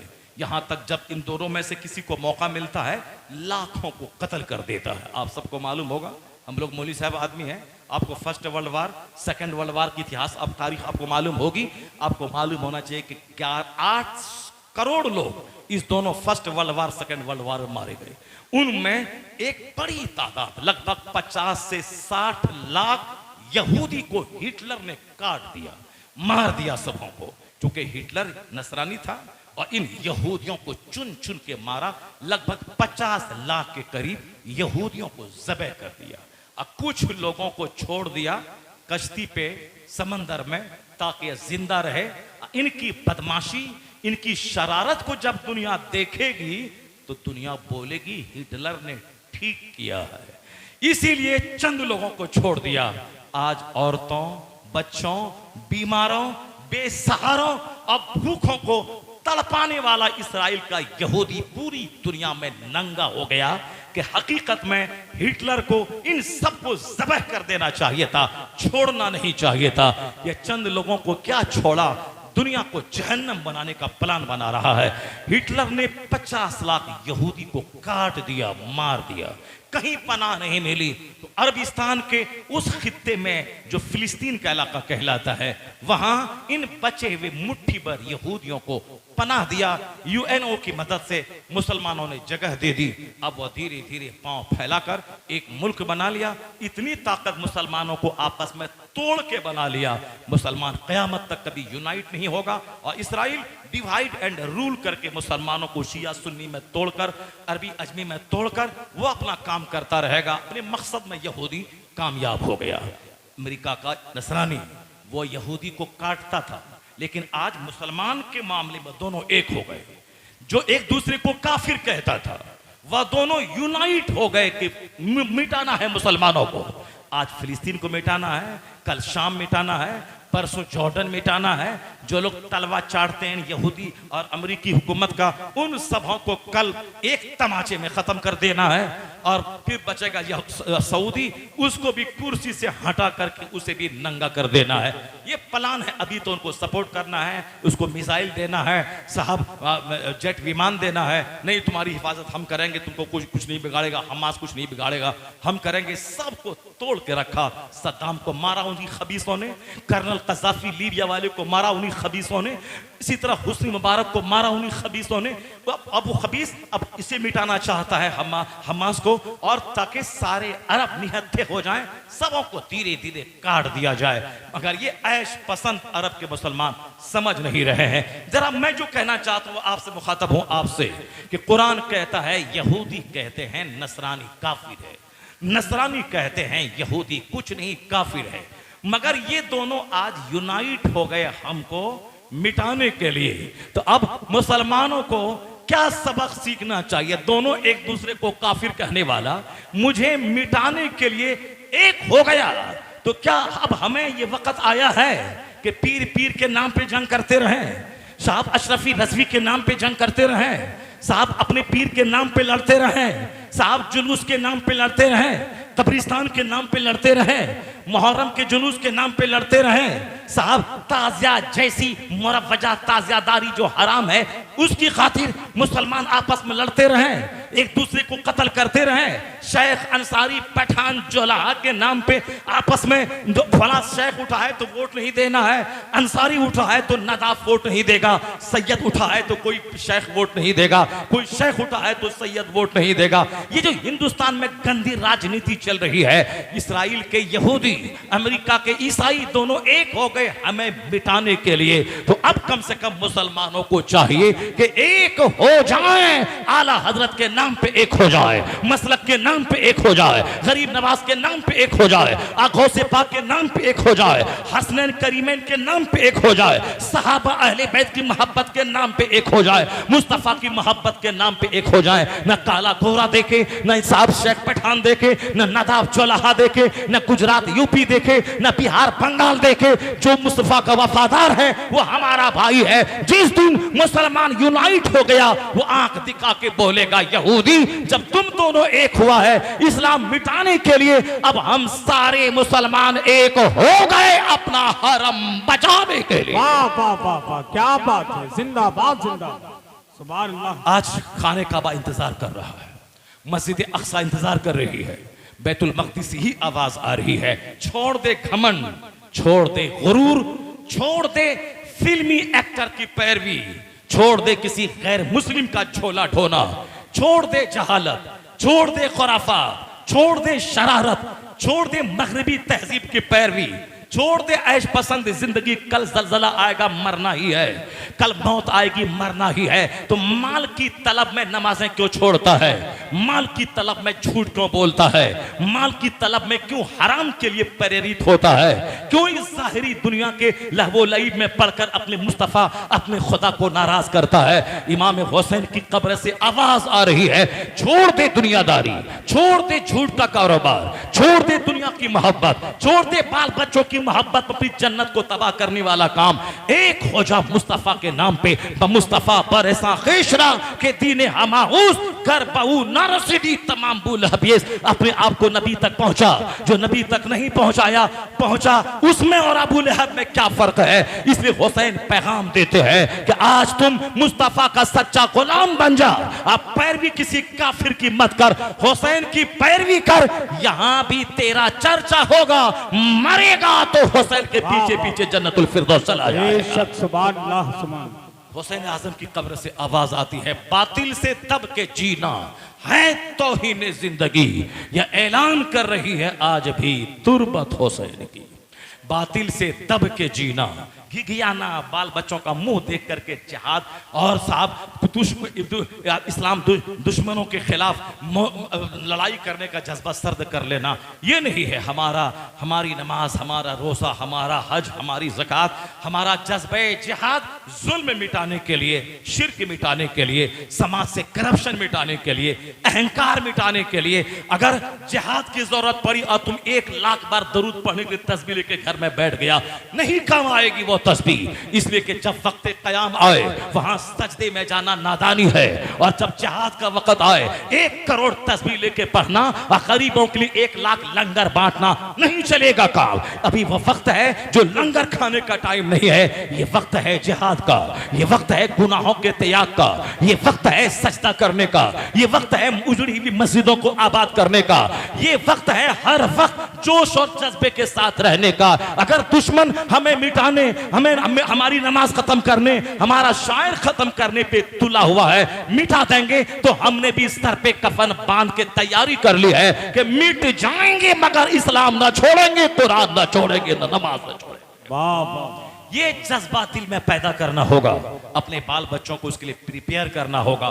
गुनाहों से आदमी बुज़दिल हो जाता है, गुनाहों से आदमी अल्लाह के अजाब का भागीदार हो जाता है, गुनाहों से समाज की बरकतें खत्म हो जाती है। मैंने छेड़ा था, मुमकिन है कि आप बोलें कि आपने एक बात कही, मूसा अलैहिस्सलाम 6 लाख फौज लेके निकले, उसको आपने कंप्लीट नहीं किया, तो बस जरा मैं उसको कंप्लीट कर देता हूं, उसके बाद मैं मैदान करबला में पहुंचता हूं एक एक मैसेज को जो वहां से आ रहा है हदीस कुरान की रोशनी में।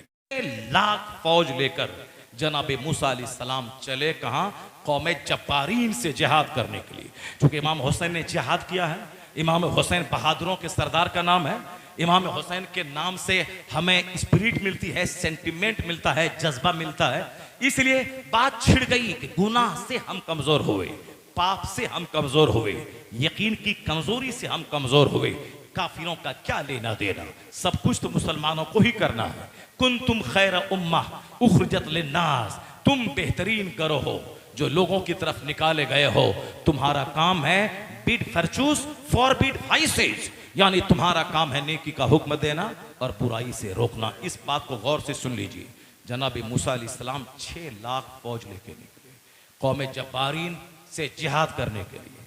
आप वहां गए, उधर कौमे जब्बारीन के लोग, अपने यहाँ एक शख्स था जिसकी दुआ कबूल होती थी, उसके आगे आके बोला कि तुम दुआ करो कि मूसा अलैहिस्सलाम की फौज हार जाए।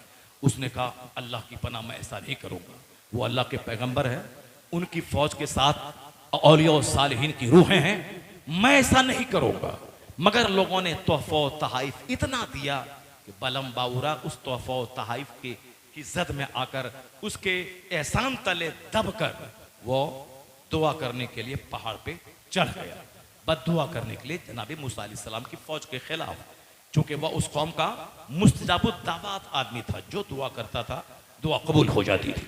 वो जब बद्दुआ करना शुरू किया तो उन्होंने, अल्लाह रब्बुल इज्जत ने अजाब नाजिल की, उनका मुंह जबान उसकी लटक गई कुत्ते की तरह। कुरान कहता मसलहु का मसलिल कल्ब, कुरान कहता है कि उसकी मिसाल कुत्ते की तरह है कि जब इन तहमिल अलैहि यलहस और ततरुक हो यलहस, कुरान कहता है उसकी मिसाल कुत्ते जैसी, जिस पर बोझ डालो तो भी जबान लटकाता है, अगर कुत्ते को छोड़ दो तो भी जबान लटकाता। यानी लालच ने इतने बड़े मुस्तजाबुद दावात आदमी को तबाह बर्बाद कर दिया। कौम के नजराने ने उसे बद्दुआ करने पर मजबूर किया, वो तो बर्बाद हो ही गया। ईमान बर्बाद हुआ, जबान लटक गई, मगर उन्होंने इशारे में कौम से कहा कि ए मेरी कौम, मैं तो बर्बाद हो ही गया, अलबत्ता एक बात मेरी याद रख लेना कि जब मूसा अलैहिस्सलाम की फौज तुम्हारे शहर पे हमला करे तो तुम अपनी जवान खूबसूरत बेटियों को सजा संवार कर उनकी फौज में दाखिल कर देना।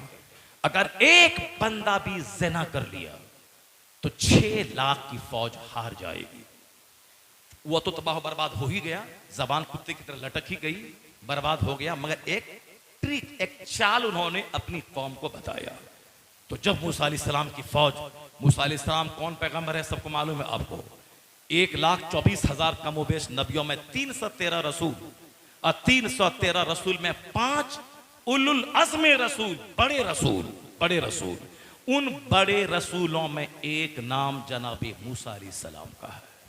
मूसा अलैहिस्सलाम, ईसा अलैहिस्सलाम, नूह अलैहिस्सलाम, इब्राहिम अलैहिस्सलाम और सारे रसूलों के सरदार पैगंबर आखिरुज़्ज़मान मोहम्मद अरबी सल्लल्लाहु अलैहि वसल्लम, ये 5 बड़े रसूल, उन्हीं में से एक नाम है जनाबे मूसा अलैहिस्सलाम।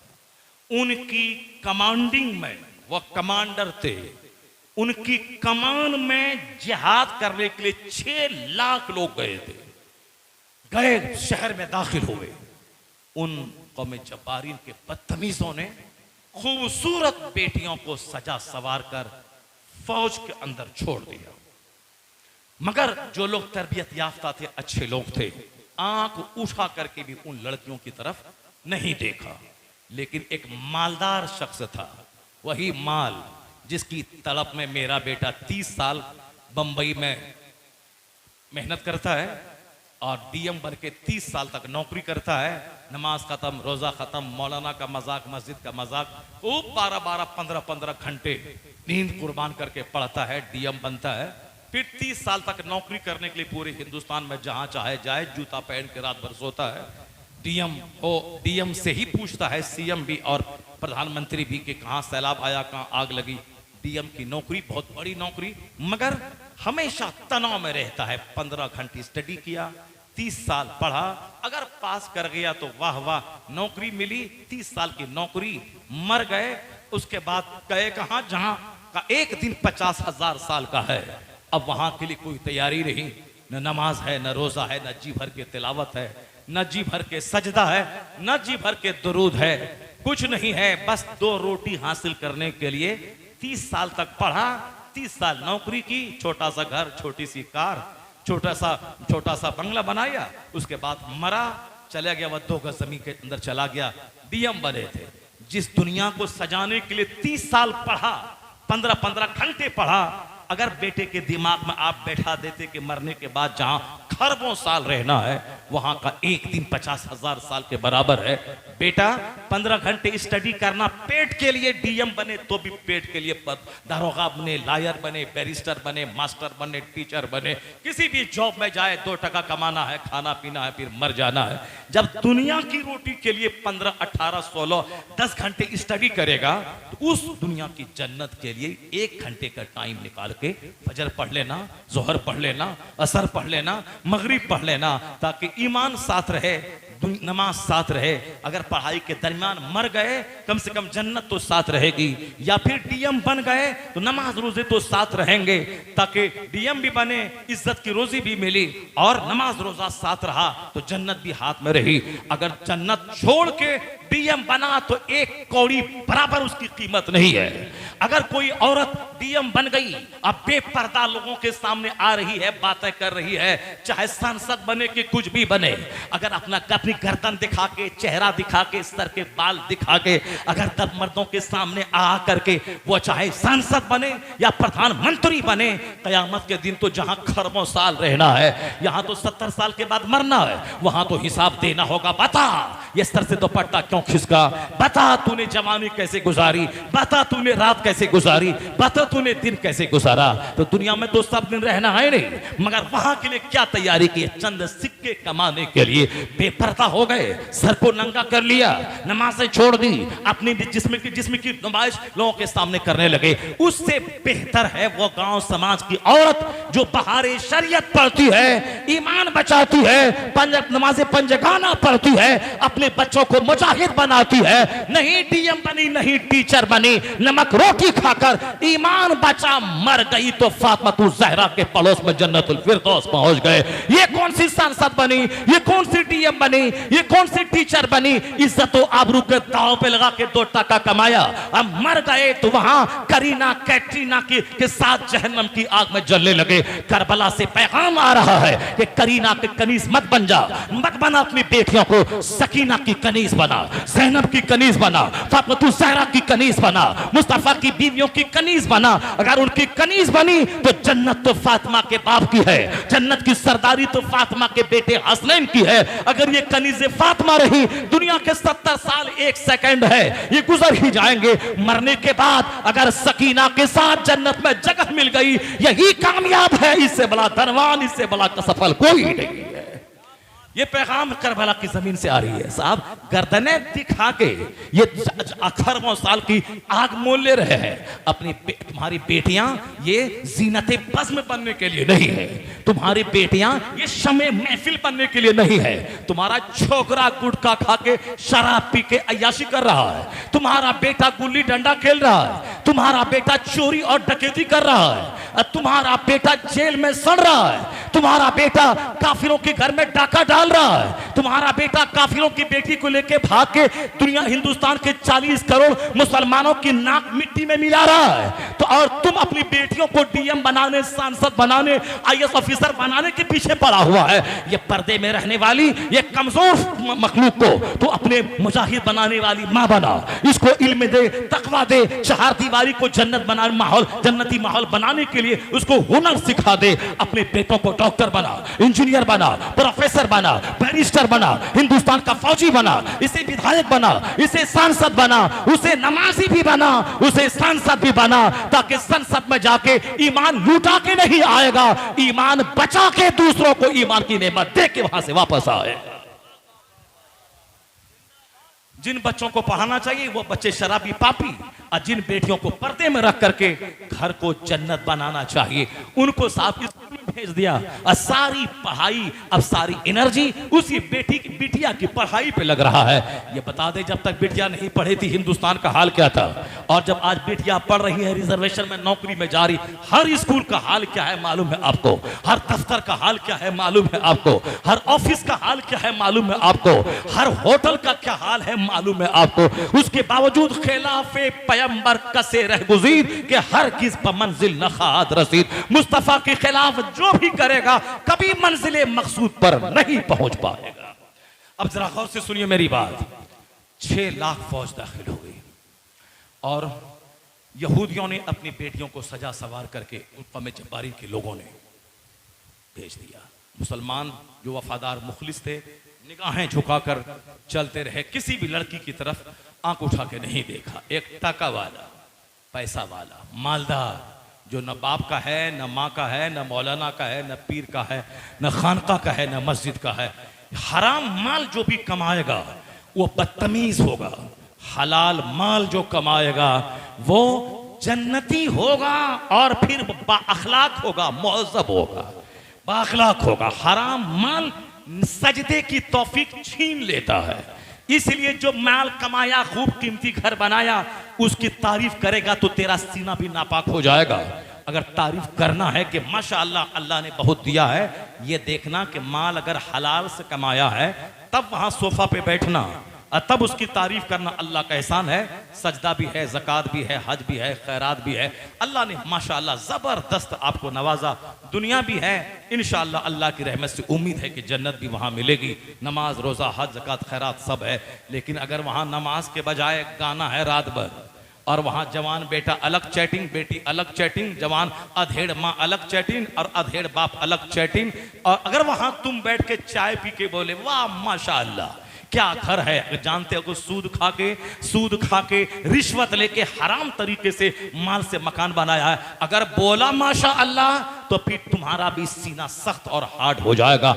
हलाल कमाई, अच्छी राह में खर्च तो कहना माशाअल्लाह, अल्हम्दुलिल्लाह। और अगर देखना कि हलाल माल भी है, सजदे की तौफीक भी मिली है, समझ जाना कि ये माल इसे जन्नत ले जाएगा, ये माल इसे नमाज की तरफ ले जाएगा। हराम खाने वाले को कभी सजदा की तौफीक नहीं मिलती। अगर वो सजदा करता भी है, उसका सजदा रियाकारी और दिखावे की नजर हो जाता है।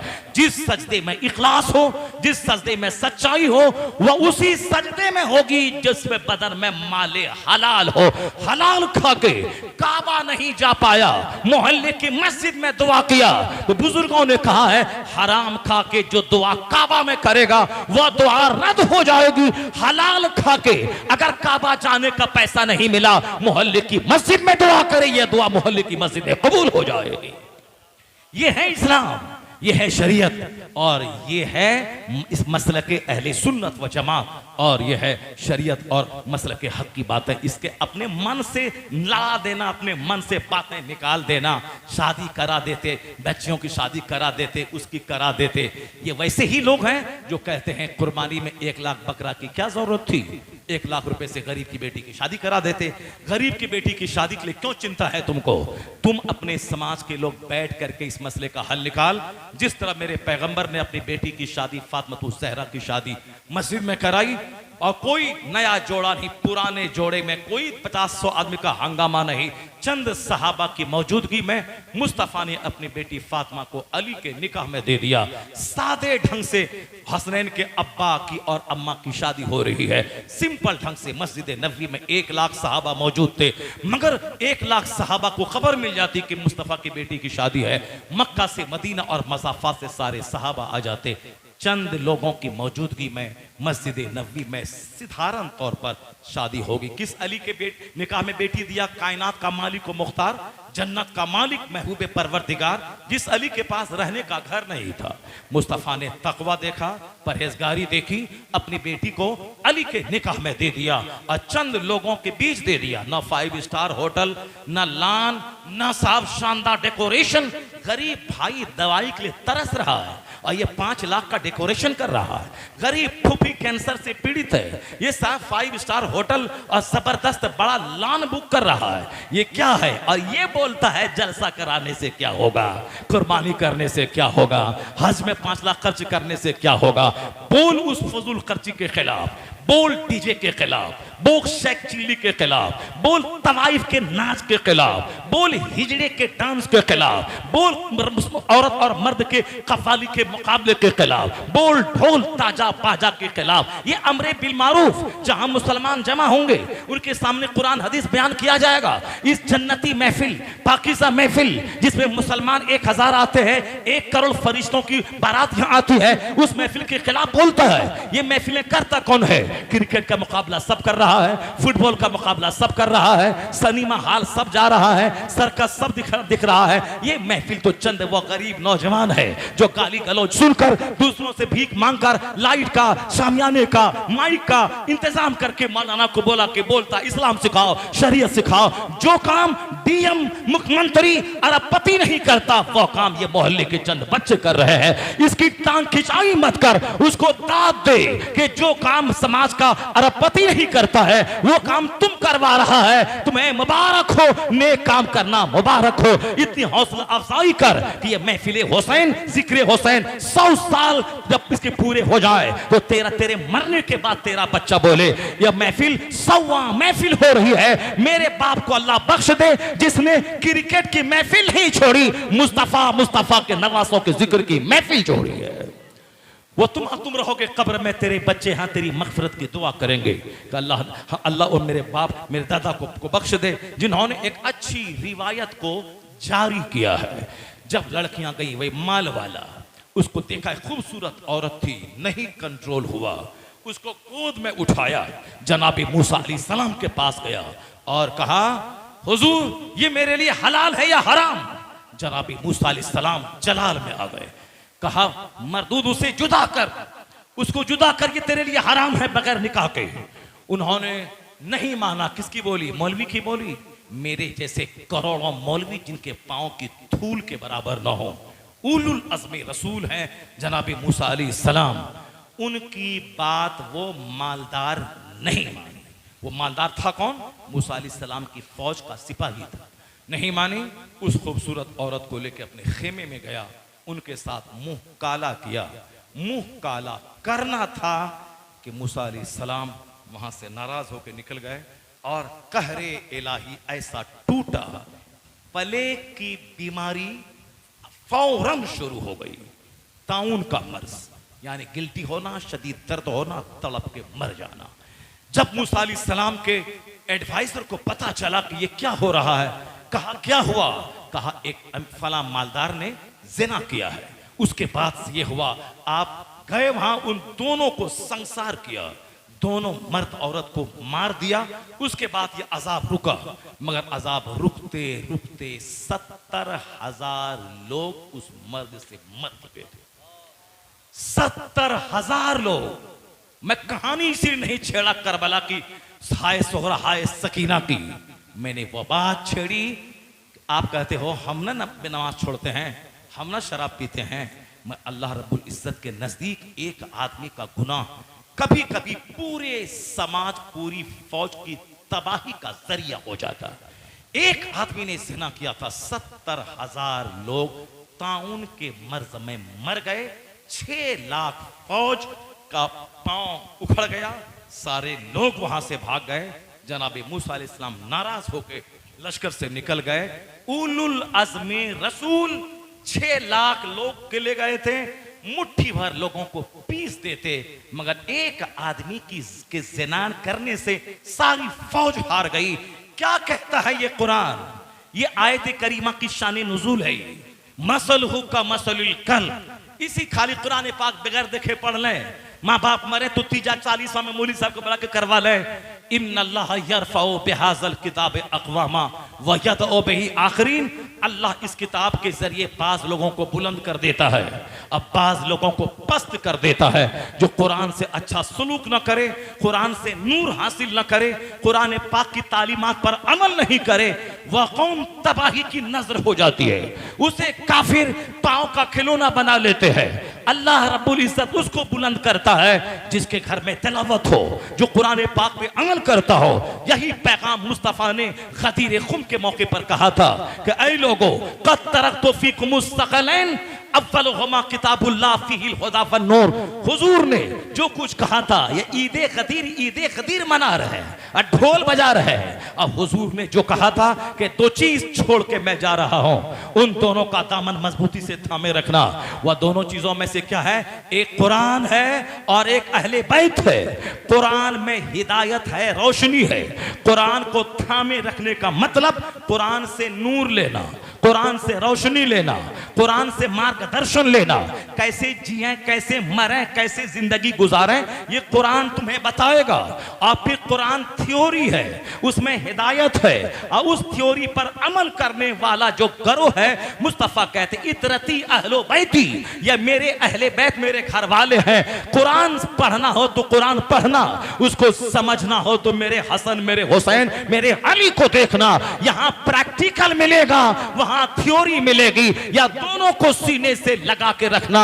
कुरान पढ़ेगा, थ्योरी मिलेगी, नूर मिलेगा, और फतह फातिमा हसन हुसैन को देखेगा, वहां प्रैक्टिकल मिलेगा। कुरान ने कहा सब्र करना, नमाज से मदद चाहना, और मुस्तफा के नवासे ने बता दिया कि सब्र कैसे किया जाता है, कुरान कैसे पढ़ा जाता है। इस तरह अहले बैत ने कुरान पढ़ा, कुरान पर अमल किया कि घर में कुरान, सफर में कुरान, मक्का में कुरान, मदीने में कुरान, मैदान करबला में कुरान। और जब गर्दन कट गई हुसैन की, नेज़े पे गर्दन है, कटे हुई गर्दन से आवाज आ रही है तिलावत कुरान की। करबला आवाज दे रहा है, ए मोमिन, अखबार छोड़ दे, अफसाना छोड़ दे, फिक्शन छोड़ दे, नॉवेल छोड़ दे, कुरान और मुस्तफा के घर वालों को सीने से लगा ले। यहां हर महाज पे कामयाबी मिलेगी, और मरेगा तो हुसैन के साथ जन्नत में जगह मिलेगी।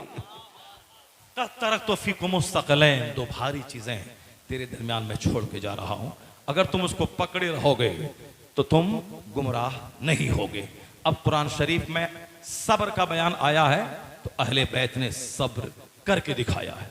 कुरान करीम में सखावत का बयान आया है, अहले बैत अतहार ने 3 दिन का फाका करके गरीब, मिस्किन, यतीम, कैदी को खिला करके प्रैक्टिकल तौर पर बता दिया है।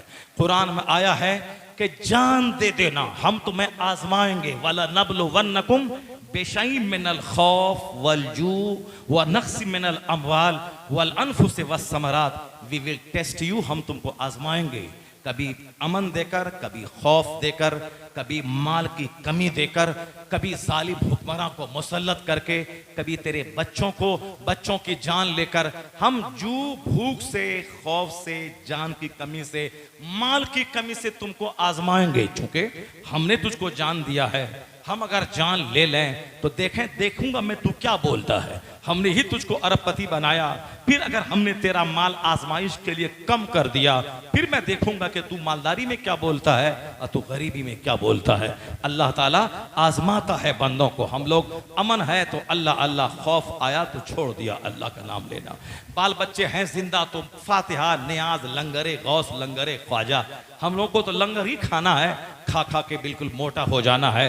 तीजा का खाना, बरसी का खाना, चहारम का खाना, 40वां का खाना, 11वीं का खाना, 12वीं का खाना, 6ठी का खाना, मुहर्रम का 10वीं का खाना, सिर्फ सुन्नियों के हिस्से में खाना खाना खाना आया है।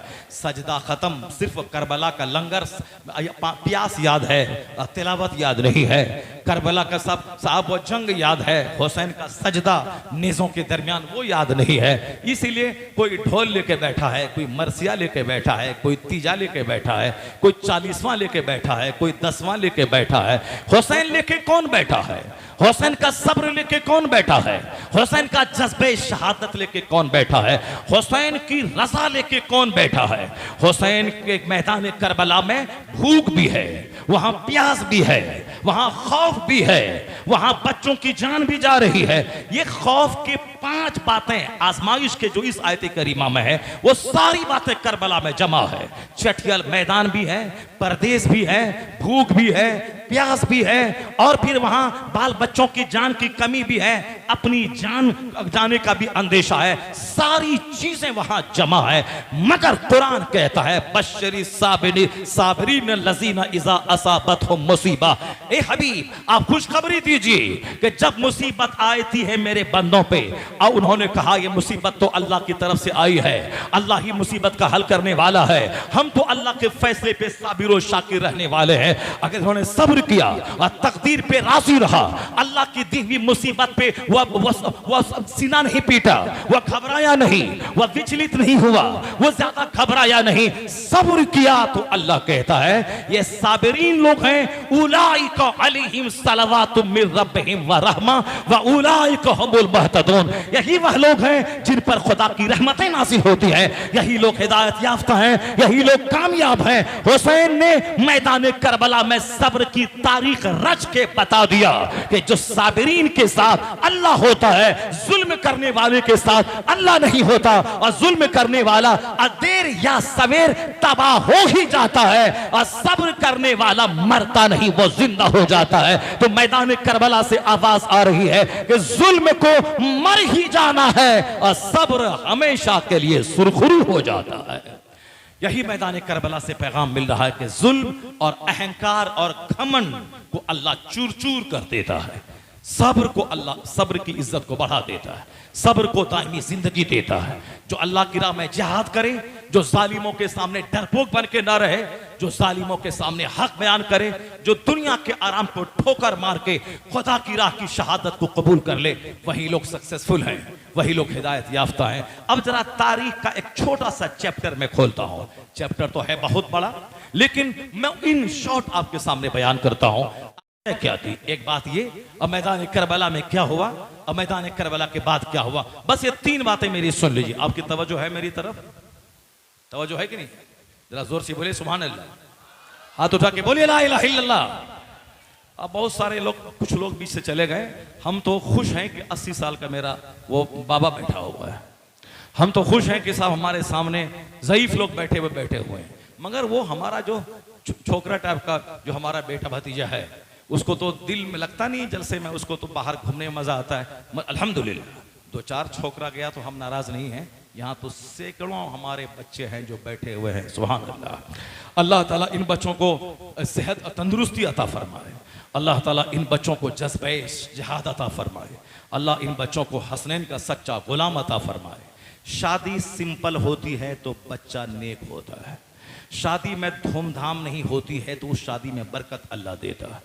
फातिमा की शादी मस्जिद में 10 लोगों के बीच हो गई तो अल्लाह ने उस शादी में इतनी बरकतें दे दी कि बेटा सारे जन्नती नौजवानों का सरदार पैदा हो गया। जब शादी सिंपल थी, फातिमा तो जहरा का आंचल सर से नहीं खिसका, न सूरज ने आंचल देखा न चांद ने आंचल देखा। मुस्तफ़ा के नक्शे कदम पे चल के फातिमा ने बता दिया कि इस तरह से जीना डिफिकल्ट नहीं है बल्कि जिया जा सकता है।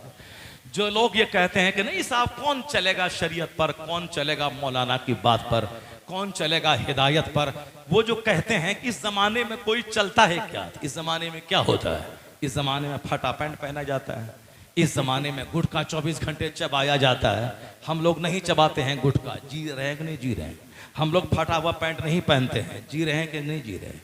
हम लोग, हमारी माँ बहन बेटियां पर्दे में हाथ में परस लेकर के वो बाजार में नहीं घूमती है, दूसरों का घर मकान नहीं देखती है, अल्हम्दुलिल्लाह आराम से रह रही है, कार पे बैठती है, निकाब पहनती है।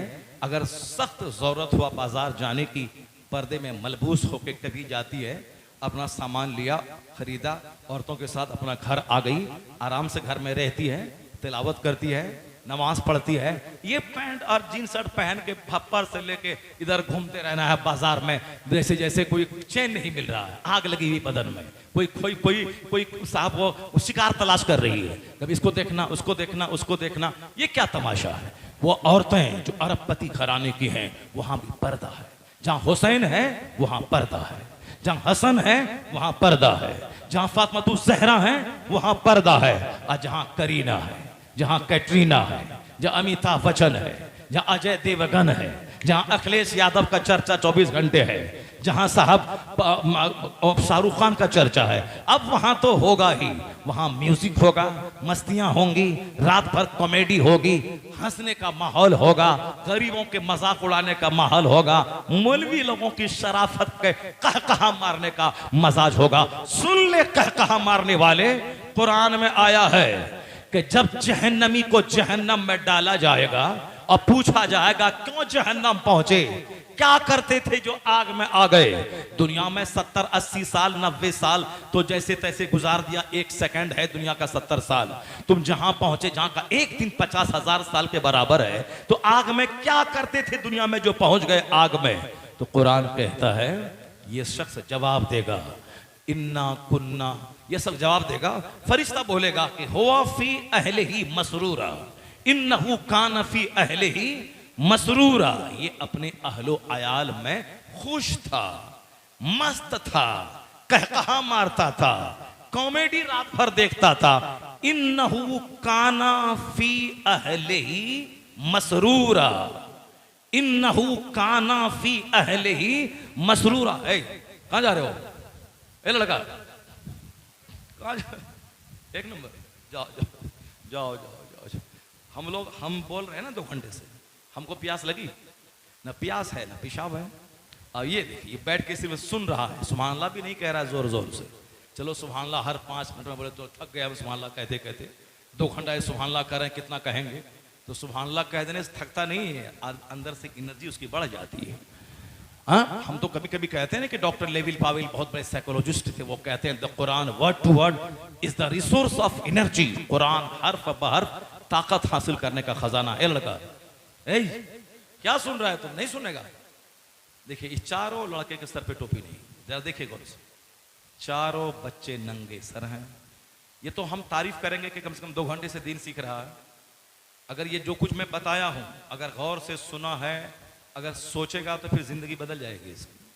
चूंकि मैंने 2 घंटे के अंदर में सिर्फ हाय सकीना नहीं बल्कि इस्लाम का जो मोटी मोटी बात है, सारी बातें मैंने बता दी, इशारे इशारे में मैंने सब कुछ बता दिया है।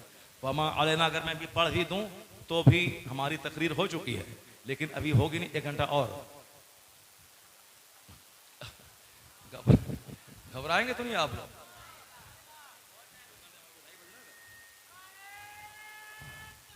देखिए वाह,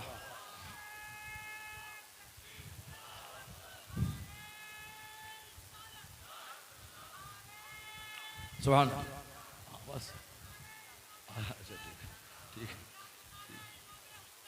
सुभान अल्लाह, सुभान अल्लाह, सुभान अल्लाह ताला आप लोगों की मोहब्बत को सलामत करे, अल्लाह ताला जज़ा खैर करे। बेटा अब आने वाले वक्त में जब भी जलसे में आना है, सर पे टोपी बांध के आना है, सर पे रुमाल बांध लेना। हम गए थे एक बार अमृतसर तकरीर करने के लिए, गोल्डन टेम्पल घूमने के लिए गए। देखें सिखों का सबसे बड़ा टेम्पल है। वहाँ जब गए तो देखा अरबपति से लेके गरीब तक जो भी अंदर घुस रहा है सबके सर पे रुमाल है, सफ़ेद रुमाल।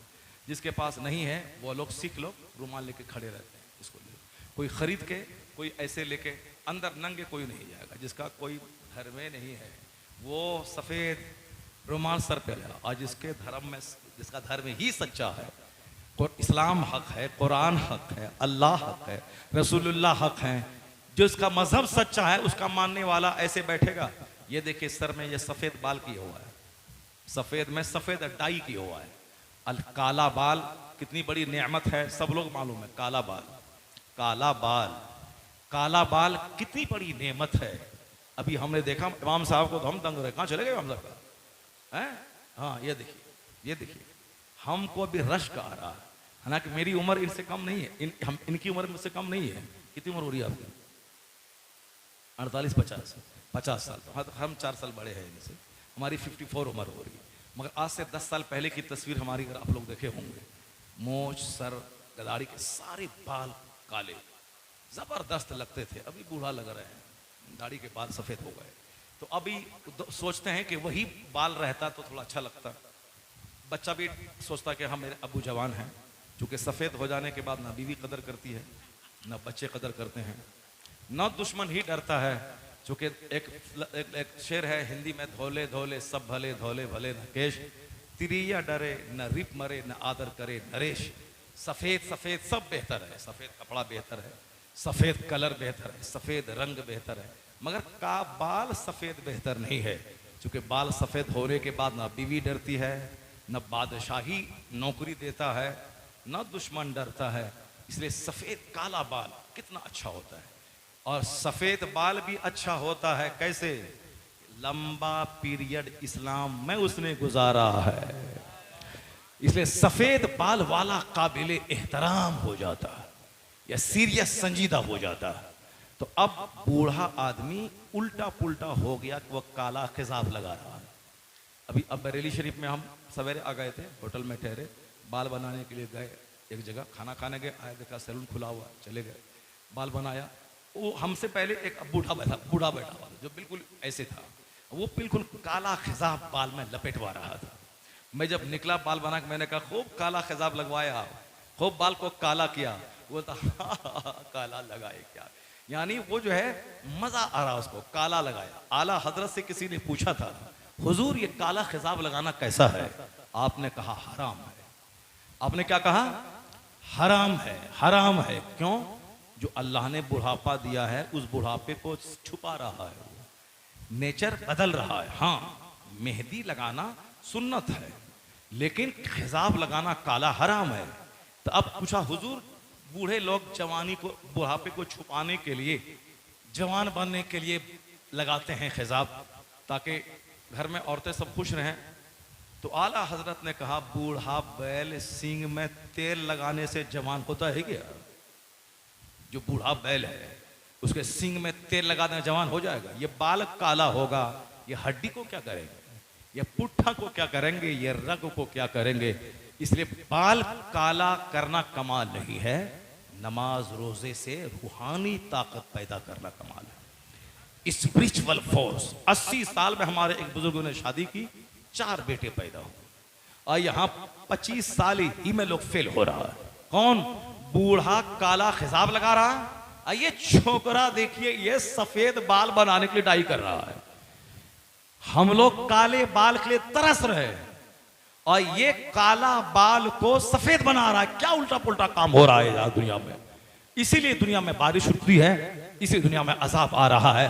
बच्चे काले बाल की कदर कर, ना उसको जोकर की तरह बाल मुंडा, ना उसमें सफेद दागी कर, बल्कि खूब तेल लगा। सरकार की सुन्नत है कंघी कर सरकार की सुन्नत है, जुल्फ रख सरकार की सुन्नत है। और तेल लगाएगा तो बाल काला भी रहेगा और मुजाहिद भी तू रहेगा, रूहानी ताकत भी मिलेगी।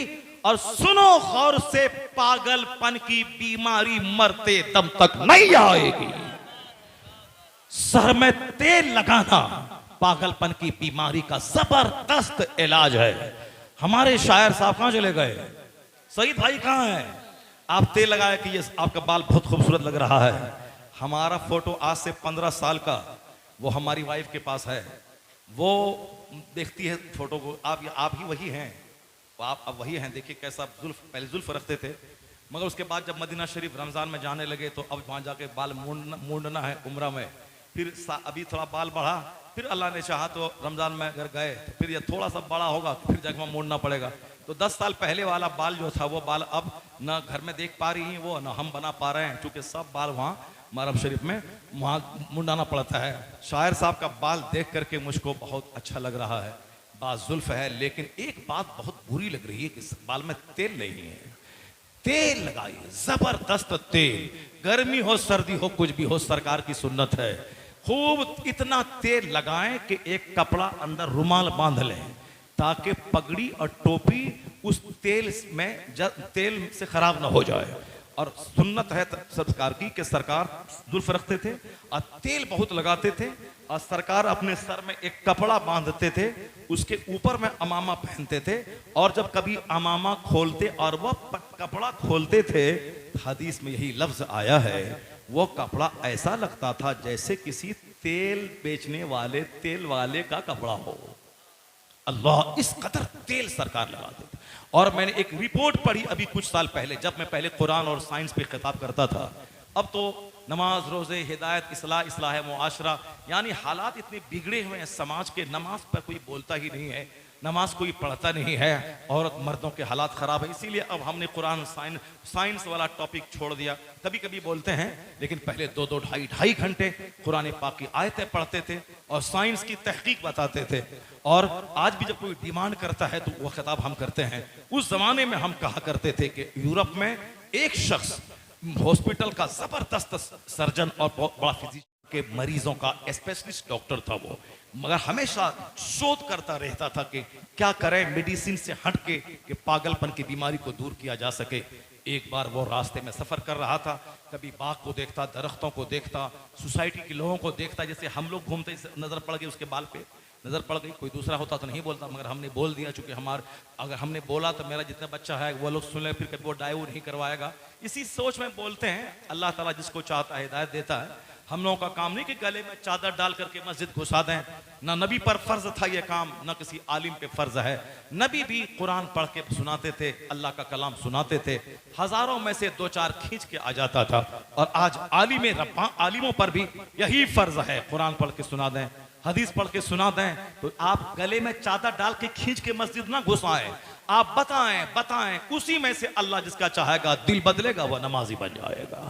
आसमान से पानी पड़ता है, जरखे जमीन अच्छी फसल पैदा करती है, और जो पथरीली जमीन है, पानी पड़ा, ढलक के नीचे गिर गया, सूखा का सूखा, वह पत्थर रह गया। उसी तरह बाज का पानी, नसीहत का पानी पड़ा, बहुत सारे लोग नेक बनते हैं, यू टर्न लेते हैं अपनी जिंदगी में, इस्लाह कर थोड़ा सा शॉर्ट कर देते हैं। चूंकि जब खिलाफत की बात आ गई, इमाम हसन रदी अल्लाह ताला अन्हो ने 6 महीने बाद, थोड़ा और 10 मिनट का टाइम ले लेता आपका, 10 मिनट का टाइम दे रहे हैं आप लोग, 10 मिनट का टाइम है आपका। जोर से उठा के बोले ला इलाहा इल्लल्लाह, हाथ उठा के बोले मोहम्मद रसूलुल्लाह। हमारे हसन भाई अपने लिए नहीं, मेरे लिए परेशान हो रहे हैं। मेरे लिए परेशान ये हो रहे हैं कि आपको तो डेली बोलना है, लगातार आप 20 दिन से बोल रहे हैं, फिर क्यों आप जान दे रहे हैं 2.5 घंटा 3 घंटा बोल के? नजराना तो उतना ही मिलना है, चाहे 1 घंटा बोलो तो भी उतना ही मिलना है, चाहे 3 घंटा बोलो तो भी उतना ही मिलना है। तो फिर क्यों जान दे रहे हैं? आपको वापस घर भी तो जाना है, बिहार जाना है, इसलिए उनका सिग्नल ये हो रहा है कि आपको घर भी तो जाना है। जरा उसको ख्याल कीजिएगा। बात तो सही है मेरे हसन भाई, मैं नजराने को नहीं देखता, वरना हम घड़ी बार देखते। घड़ी आप देख रहे हैं, 2-2.5 घंटे से मैं खिताब कर रहा हूँ, घड़ी मैं देख रहा हूँ। एक बार सिर्फ मैंने देखा कि कितना टाइम हो रहा है, मैंने एक बार सिर्फ देखा, मगर ये मेरी सोच रहती है कि नजरना जो मिलना है वो तो मिल के रहेगा। जब वो सारे लोग दुनिया में पैसा कमा रहे हैं, शेखुल हदीस कमा रहे हैं, इमाम साहब कमा रहे हैं, मौज़िन साहब कमा रहे हैं, माइक वाला कमा रहा है, दरी वाला कमा रहा है, जब सब लोग कमा रहा है तो जो दीन की बात बोलेगा वो भूखा रहेगा? वो भूखा रहेगा? वो भूखा नहीं रहेगा। वो भी अल्लाह ताला उसको देता है और दूसरों के मुकाबले में ज़्यादा देता है। इसलिए हुजूर ने फरमाया जो दीन की खिदमत को अपनी जिम्मेदारी बना लेता है, जो दीन का गम लगा लेता है, अल्लाह उसकी दुनिया का कफील और जिम्मेदार हो जाता है। दीन का गम जो नमाज रोज़े हज व ज़कात के साथ दुनिया कमाता है, अल्लाह ताला उसकी दुनिया को आसान बना देता है। और जो दुनिया ही में दिन रात डूबा रहता है, उसके लिए अल्लाह गरीबी का रास्ता खोल देता है, कमाता जाता है खरबों, महा भिखारी होता जाता है। और कभी दुकान में, कभी हॉस्पिटल में, कभी गाड़ी में और कभी फैक्ट्री में बैठे बैठे चक्कर आया, मर गया।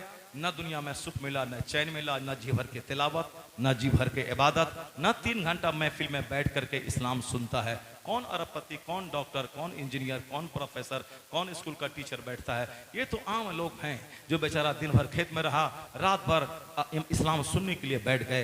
ये अरबोपति कभी कार पे, कभी मॉल में, कभी फैक्ट्री में, कभी साहब दिल्ली में, कभी ऑर्डर लेने, कभी माल सप्लाई करने, उसी में चक्कर आया, गिरा, मर गया, चला गया। मर गया मरदूद, न फातिहा न दरूद।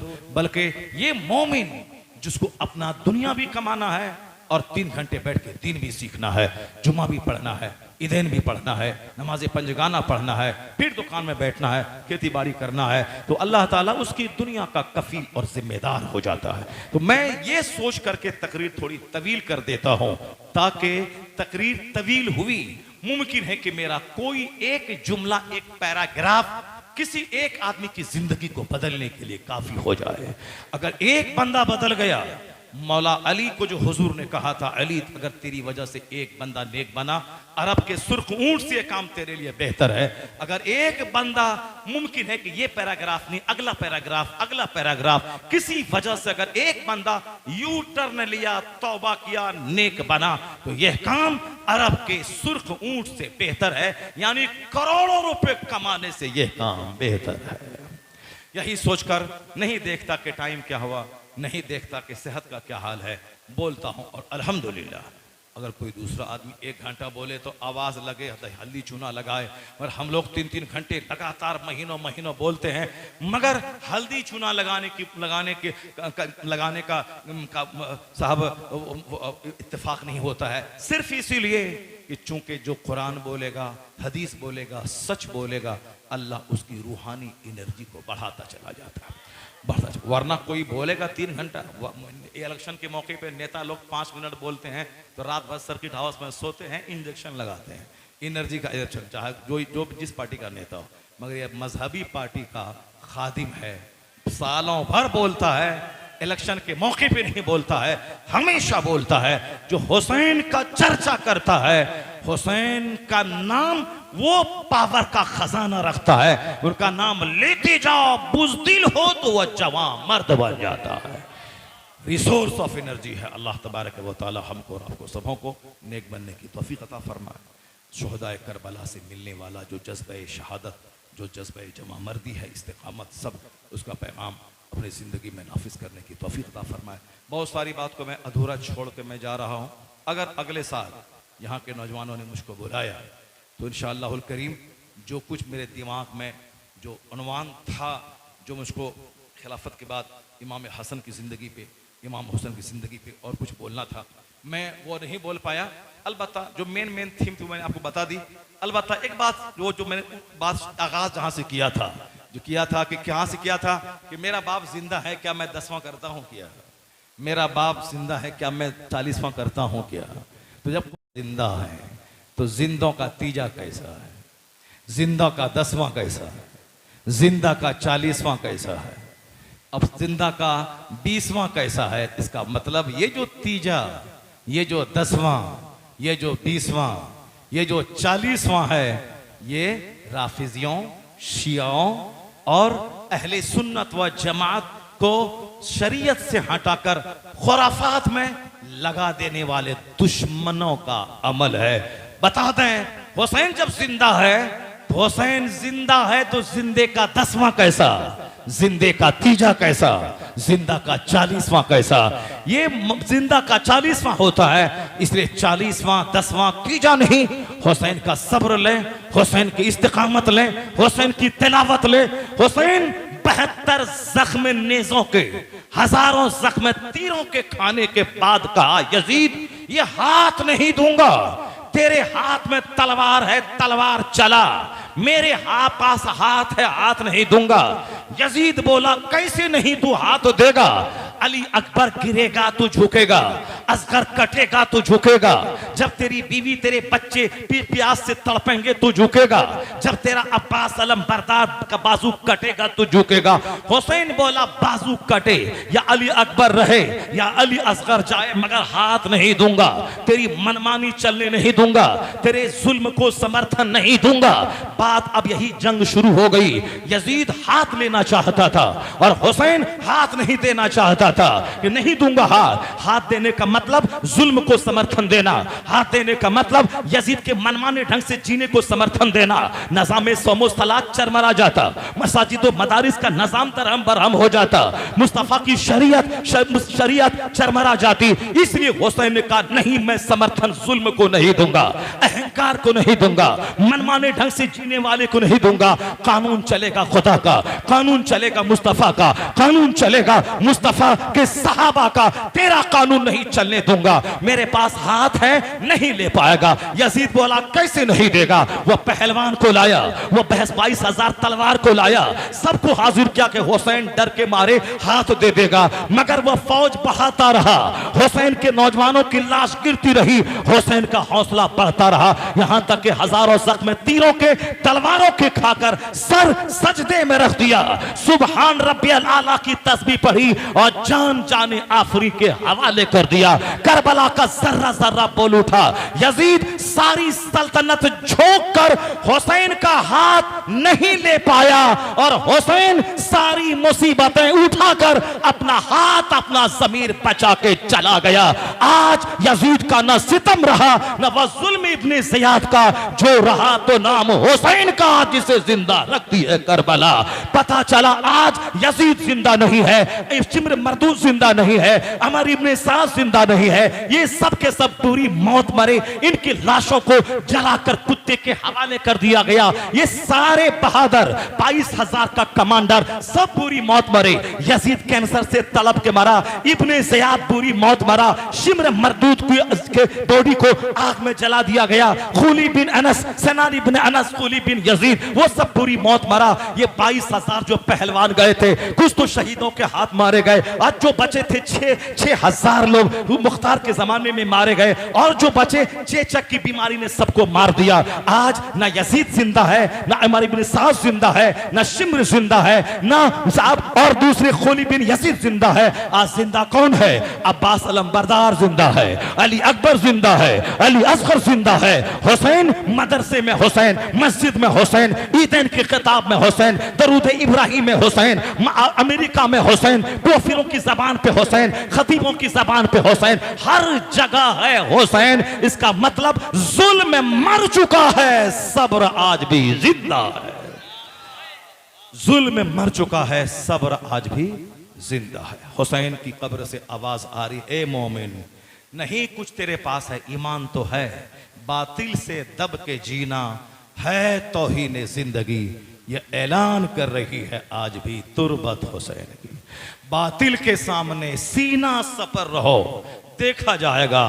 कभी उसके सामने न झुकना है, न सरेंडर करना है, न जिंदगी की खिगिया की भीख मांगनी है, मही मांगनी है। हुसैन कहते हैं, बातिल के सामने सीना सपर रहो, यह तुमसे कह रही है मोहब्बत हुसैन की। अपना ईमान सबसे बड़ी दौलत, उसकी सुरक्षा करनी है, नमाज की हिफाजत करनी है, रोजे की हिफाजत करनी है, अपने बाल बच्चों की हिफाजत करनी है। कभी भी काफिरों से नहीं डरना है। ये जान लेना है कि मेरा खुदा हक है, मेरा खुदा सच है, मेरा इस्लाम सच है। बज़ाहिर मुसलमान अगर शहीद हो गया तो शहीद होने से रुसवा नहीं होता, शहीद होने से तो इसका मर्तबा बहुत बुलंद हो जाता है। इसलिए शहादत से डरना नहीं है, शहादत की तमन्ना दिल में रखनी है। और जो शहादत की तमन्ना दिल में रखेगा, अगर ऐसा मौका नहीं आया कि वह शहीद हुआ, उसी तमन्ना की वजह से उसका हश्र शहीदों के साथ हो जाएगा, उसका हश्र शहीदों के साथ हो जाएगा। अल्लाह तबारक व तआला हमको और आपको सबों को इमाम हुसैन की शहादत की खैर अता फरमा। हाँ, अच्छा अच्छा अच्छा अच्छा अच्छा, अल्लाह इमाम साहब मस्जिद के इमाम साहब की जो बीवी है ना, अल्लाह रब्बिल शरीक अल्लाह रब्बिल शरीक, इमाम साहब के की अहलिया मोहतरमा बहुत सख्त बीमार है। इमाम हुसैन की रूह को खुश करने के लिए सदका तो खैरात करना चाहिए, इसलिए इमाम अली मकाम की दुआएं लेने, उनकी रूह को अपनी तरफ से इस खैरात का सवाब का नजराना पेश करने के लिए सारे सामीन और हाज़रीन को दावत दी जाती है कि बीमार का इलाज कराना बहुत बड़ा कार्य सवाब है, और बिलखुसूस इमाम हुसैन की यादगार की इस महफिल में खैरात करना कोई बाकी ना रहे। हर आदमी जिसके पास जितना हो सके, 500 रुपये, 1000 रुपये, 200 रुपये, 50 रुपये, जिसके पास जितनी हैसियत है, हैसियत से बढ़कर इमाम साहब की अहलिया बड़ी सख्त बीमार है, उसके इलाज के लिए इमाम अली मकाम रदी अल्लाह ताला अन्हु की रूह को इसका सवाब नजर किया जाएगा। या अल्लाह जिन जिन लोगों ने ताउन दिया, मौला अपने करम से इसका सवाब इमाम अली मकाम रदी अल्लाह ताला की रूह पर नूर को अता फरमा, और जिसने दिया है उसका बेहतरीन सिला उसको अता फरमा। 200